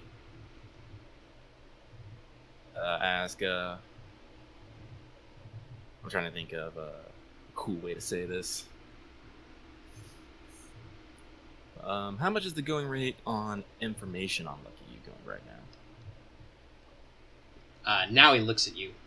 Kind of gives you the side eye. Kind of, readjusts his hands on his waistline a little. Mm-hmm. He's like... I'll keep calm. He's like... Who's asking? Are you a cop? You gotta tell me if you're a cop. 0 points in the law. They don't have to actually... if you're a cop, you don't actually have to tell him. That's a lie. That's something movies made up. Yeah. But he doesn't know that. Still, you might want to give him some reassurance, maybe. Yeah, I'll just give him like the coy smile, the side of myself. It's like, I'm not a cop. I don't like cops. I don't want anything to do with cops. Kind of nods. It's like, all right, okay, all right. Well, what do you want? And it's let's see here. I'll slip him a hundo. Let's see. I'm trying to think of a convert way to slip him a hundo. I slip him a hundo convertly. It is done. It's all. It's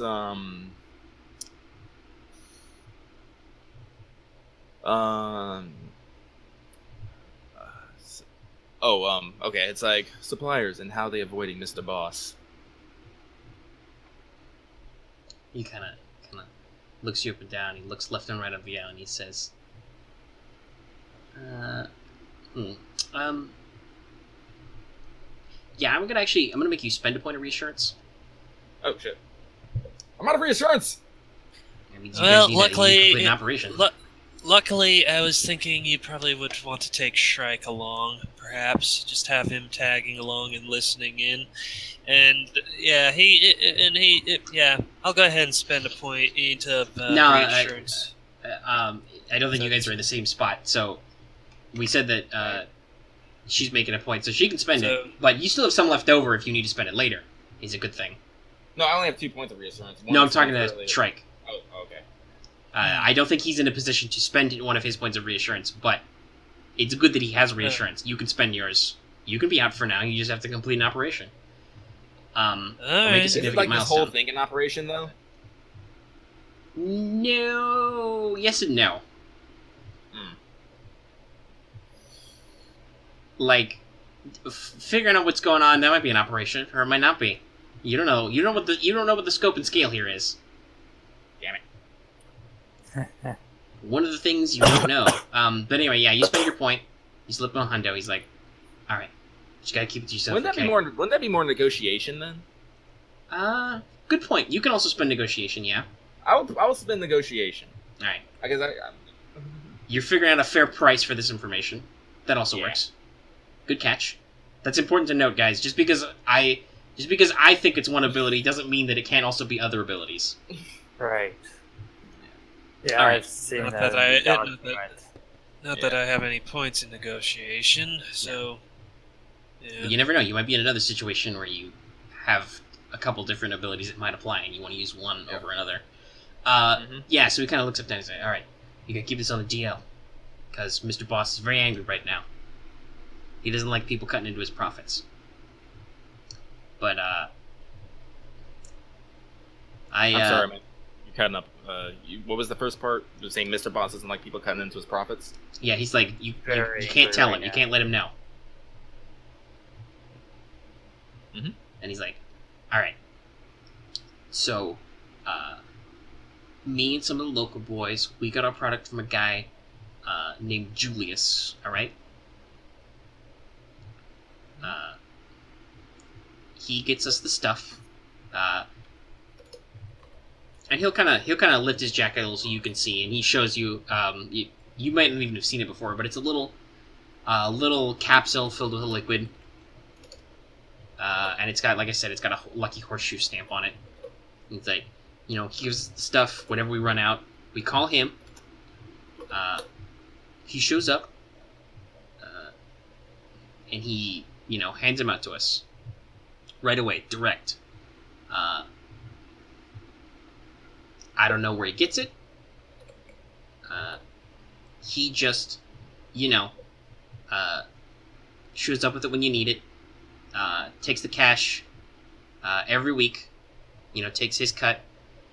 It's a big cut, so I think he pays a cut out of what he makes, up the line. You know what I'm saying?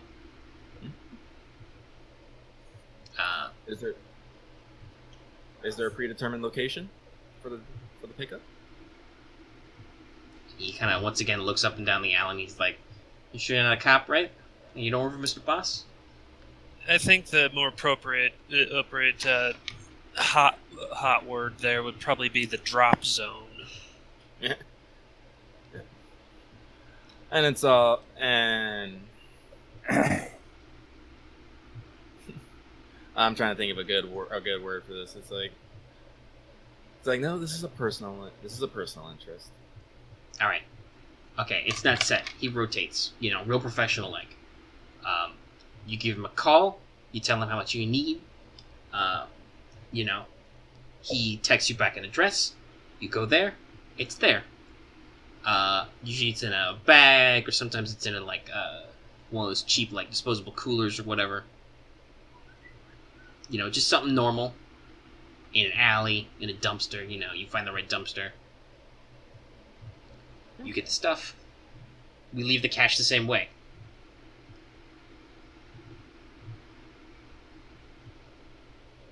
Did you get all that? And yep.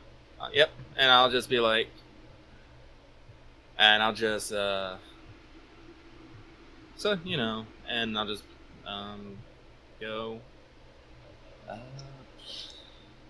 By the way, 0 points of notice.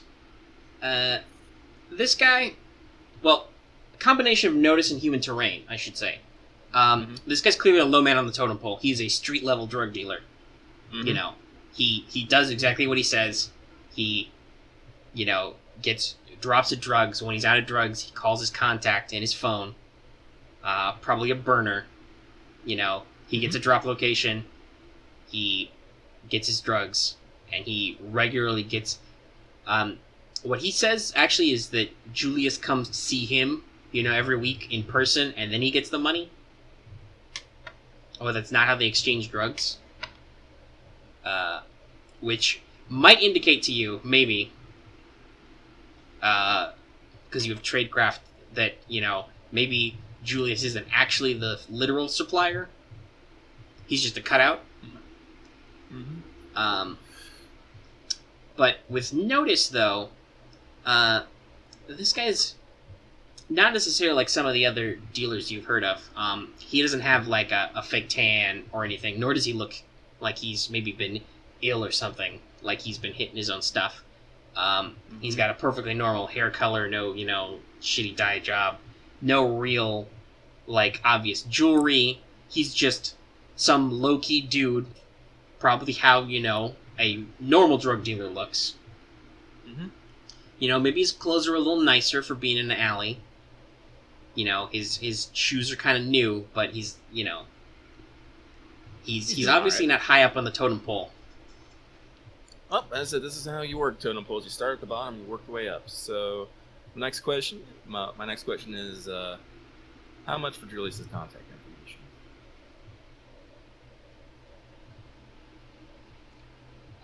He kind of looks up and down the alley. He's like, "Oh, no way, man, no. Listen, lady, you know, you're nice and all, but Julius is huge. He could, you know, crush my head in his hands. Nah, like, not unless I know why. Because if he asks me, you know, gee, street corner Jim, why did you give my number to some crazy lady who's not a cop and doesn't work for Mr. Boss, so she can come call me? I don't like the way that conversation ends."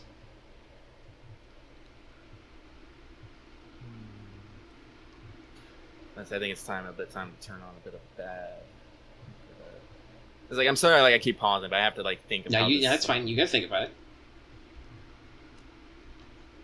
You pause, and then sometimes you pause a little long, and I have to double check to make sure the connection's not kind of weird. Yeah.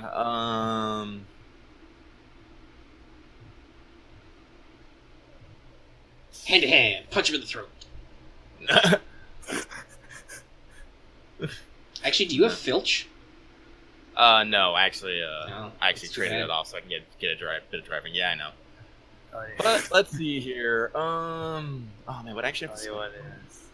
Let's see here. It's still just- Let's see here. I'm gonna make sure I'm sold on this idea here before I actually go forward with it. So I guess I can try and like, don't want to like be telling him like, oh yeah, we're just investigating some fucking weird ass connection. That'll probably go over his fucking head. It won't sell him on it. It's like, why do I need to get involved with that shit? Fuck no. So probably gonna have to scare him. So you want to try and intimidate him then? Yeah. Let's see here. It's like both professionals. Let's not get unprofessional. Or I could just leave off and try different routes. I mean, we could just no. It's like Julius seems like a good. Maybe, you know, since you haven't said you changed, you could still be dressed up to blend in with the homeless camp. You could just, you know, act like maybe you need a new job.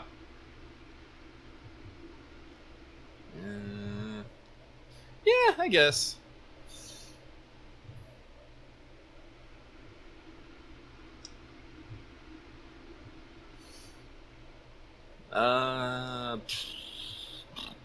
Yeah, I'm thinking if I want to Okay. make you spend for that. I don't think so, actually. It's just I'm a phone thinking. number. Yeah. So I'll just look at him a little, then look away like I'm kind of like embarrassed a bit, and it's just like I'm trying to break into some new ground here. So, not trying to cut into anyone's territory, but I'm trying to branch out, if you would. You know, just see if you can get my gist from that. He's like, kind of nods. He's like, yeah, no, that's no problem. Listen, just like, there's a couple of us around, like, and nobody's real fussed about territory, because, you know, all the money goes to Julius anyway. Well, most of it. He gives you the drugs, you get the money. Alright, I can say, you know, if he asks how people got his number, I can say I recommended somebody. Sure. Alright, so he pulls off his phone, gives you the number. Awesome. I'll give him another hundo for the trouble, you know. He's like, alright, geez. You want some lucky you with that? Nah, just a bit of discretion. Sure, no problem. You know, tucks it into his pocket. What lady in an alley? What dealer in an alley? And, you know, I ain't seen make shit. my way. The rallying cry of criminals everywhere. I didn't see shit. I ain't seen nothing. Alright, so now we have Julius, acquired contact information. Mm-hmm. It's a very nondescript phone number. I don't think dealer A is that important to Mark. Oh, you don't want to write down what stupid name did I give him? Street Corner Jim? Street corner.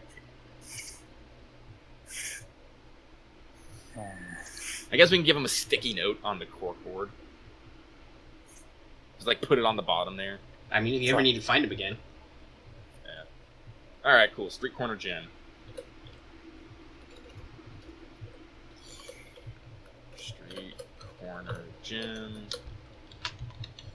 Pusher. Deals a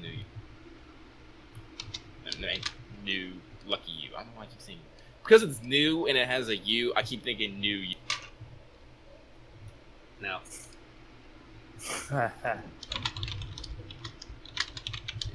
Lucky you in contact with Julius. Alrighty.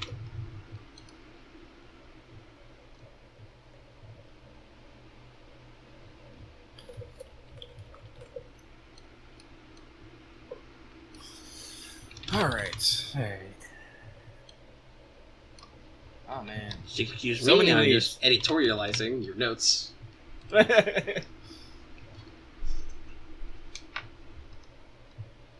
we're at 3 pages. You're busy. Yes. Well, it's the first session. I gotta give you a lot of legwork to do. Yeah, there is a ton of legwork in these investigate games. Honestly, I'm liking it. I like it. Yeah, I like it. It's good. kind of like the old Call of Cthulhu and those green stuff that we Mm-hmm. Just gonna make sure we keep our notes in order. just less rolling to get stuff. I know, it's like, do you have a point? I have a point. Sweet, you get it. Do you know anything about this? Yes. Cool. Do you have more? Do you have more points? Well, here's more stuff. Here's something that's not necessary for you to proceed in this investigation, but maybe you want to know. Would you like to spend a point on it? Fuck yeah. Tell me more. Tell me your secrets. Alright, so... I spend a point of chemistry. Will the grass tell me its secrets? Like, I'm sorry, now I can just imagine someone just laying down on a field of grass just going...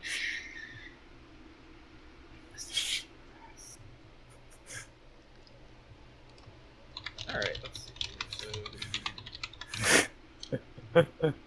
Alright, so...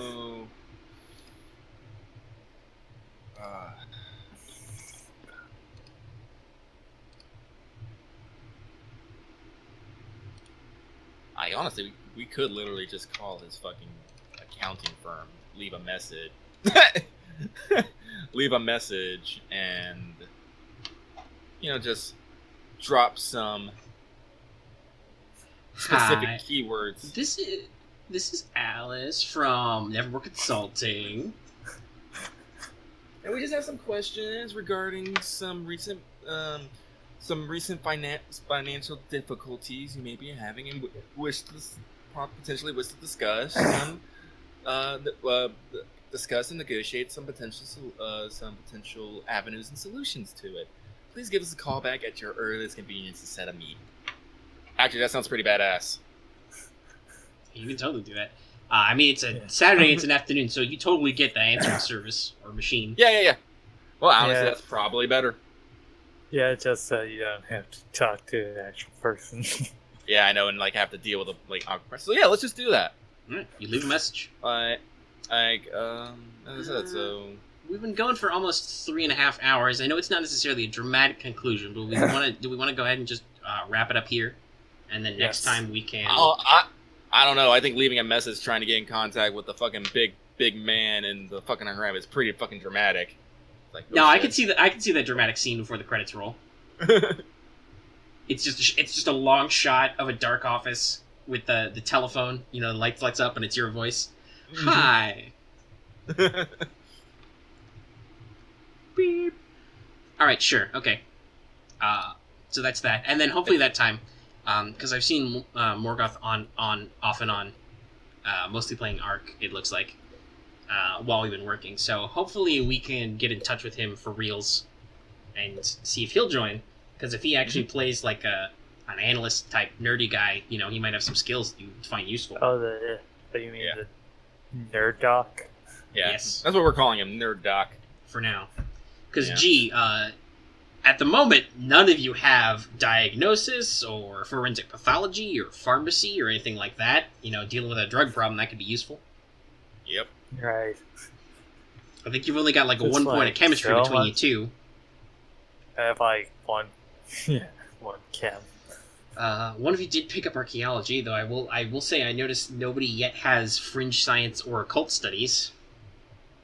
I'm kind of trading that like. I tried vampire- looking up French studies, but all it came up with was one thing in the cult studies. Yeah, it's not a normal skill, but I'm using that rule that you can split occult from fringe science, because that will be a decent enough theme in this campaign long term. Okay. The actual, Well, and I added some I guess- footnotes about it in the cheat sheet. Alright, I guess depending on the, whenever you get, points at the end of this entire adventure, my... Oh yeah, that's another thing I wanted to ask about since Franchise. we're at the end here. Growing in experience levels is very powerful, as we've seen with if you get a point in an investigative ability, that's a pretty big deal. Yeah. So I wanted to ask you guys: do you guys prefer to do it the normal way, where after you complete an operation or a major milestone, basically when you would refresh your investigative abilities, you get your XP, a couple of build points, or would you prefer to maybe do it a little faster, you get 1 point a session, and then when you do an operation, then you get 2? What do you guys feel? Let's not do it by session, but if we can get isn't there one where if we get some solid rest, we can refresh. Oh yeah, that'll get you a refresh. I'm talking about experience though. Oh, experience. Yeah. Yeah, would you like a faster track there, or are you okay with the way the game has it normally? Yeah. I like fast tracks. I mean, Yeah, who doesn't maybe, not entirely be able to do, buy investigative abilities melee. Well, if I'm unless remembering it you rightly, have- you need 2 build points after character creation, so 2 experience points to buy 1 investigative, and then it's 1 for 1 general. Okay. I would like to suggest that if we make when we make actual when we're making good progress. So if we if we sit in a session and we kind of futz about, don't make a lot of progress, we don't make experience. But if we get some solid leads, we start moving on them, we start hitting milestones. Basically, were we able to add something meaningful to the conspiracy board? Yeah, that's All right, that's good. I can work with that. good. Yeah. alright, so so, pretty much meaningful, yes. Nothing meaningful, no. Because I think that's a good way. It's like if we're pushing forward, we're using our skills. We're doing the spy mystery thriller thing. Oh, okay. Actually, so hold on. So it says. So normally it says at the end of each operation, each player character gets 2 experience points for each session they participated in. So basically, your experience builds up over the sessions, and then you get it all paid out at an operation. So would you guys prefer to get paid per session, or at the end of an operation all at once? I think should be a better way to put this. That's like that whole operation thing is like it's like that whole sort of heist thing. It's like, oh, you get everything at the end. I'm kind of okay with that a little, but it's just at the same, like, as I said, because I know we're kind of like because that's the thing about spy thrillers. Like, no one ever like powers up like mid movie or mid show. Well, in this case, it's not so much we're powering up mid movie; we're just revealing that we had the ability all along. That's true. That is also true. Yeah. So no, that's what you guys. We can think about it too. Yeah, let's think about it. I mean, it's like let's leave it on the back burner. Because I'm okay with either. Like, if you want the flexibility, and like I said, we don't have we theoretically have a 4th player who wasn't here, so we'll see if we can actually get in touch with him. Yeah, because I know right now I'm leaning toward the sort of big payout. All right, so that means it's good to keep track of every number of sessions. Yeah. That'll be somewhat easy because I'm making recordings, but yeah. Yeah, this is session number 1. Oodles of notes. So much notes. Notes. We're on our 3rd page. Yeah. I'm gonna clean them up a little bit. Yeah, clean up on anything that's not regularly. Oh yeah, now I'm gonna add to the corkboard sticky notes. I don't want to say non-important. Not crucially important. Non-important. NIP, not important personnel. Okay. There we go. Bang. Yeah. And what? Yeah, another way to say that might be the opposite of an HVT, an LVT, a low value target. Yeah, there we go. LVT. Bam. And then so, what? Like to you, Julius is probably an HVT. Yep. Like, he's a prime subject. And the one guy you saw at the homeless thing, he's an unsub, an unknown subject. You don't know who that guy is yet. But obviously, by the way, feel free to speculate wildly all the time. The game encourages me to listen.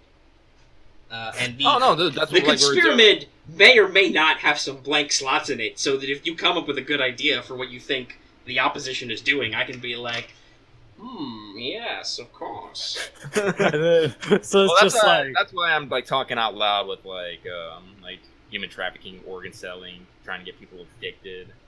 Yeah, I'm also just like pointing out stuff like you guys have also done very good at non-metagaming that this is a game that's theoretically about vampires. Like, I just want to say, I'm just 10 out of 10. Nobody said they're kidnapping people, they're stealing their blood. I'm on the verge of saying, damn vampires. I was very tempted at some point. It's like, I swear to God, if Lucky You is made out of like human blood or some shit. No, it's clear. I was like, no way, that's too much a stretch. I'm like about like 98% of the way there to saying vampires, but then it's like no. Like, honestly, if someone had like occult studies, like even one point, I could totally see him like motherfucking vampire. Be like, no, listen, this is totally some kind of occult shit. But nobody has that yet. We'll see. Yeah. And I totally left off like not picking vampirology because my character would not know that. Yeah, that's what I said. I would prefer if nobody took vampirology yet. When you encounter some supernatural stuff, if you wanna drop some dots in that and be like, I have watched a shitload of vampire movies since now and then, and like read some tomes and stuff, you can totally be like, yeah, okay. I read the original From Stuck. Because they call it vampirology, but really the way the skill works is it's your equivalent of like a Cthulhu Mythos type skill. It's your... I have studied stuff and actually figured out actual shit about actual vampires that could apply. So it's pretty much the Cthulhu stat. Yeah, it's the... Okay, so occult studies is what does history and anthropology tell us about vampires and other occult things? And vampirology is like, here's what folklore combined with practical experience has taught me is actually true about vampires. So By it's the way, just if like, you guys okay, guessed it was so, guessed the lucky use blood, you don't even know vampires drink blood. You don't know that yet. yeah, like cult says, it's just like, oh, stake through the heart, and while something real, vampirology is a little like something else. Yeah, something like that. And we'll get into all that if you actually bump into anybody supernatural. You may have already. Who knows? All right, I'm gonna close up the I'm recording. guessing that burly gym guy. I'm gonna close up the recording in a solid 3 hours and a half.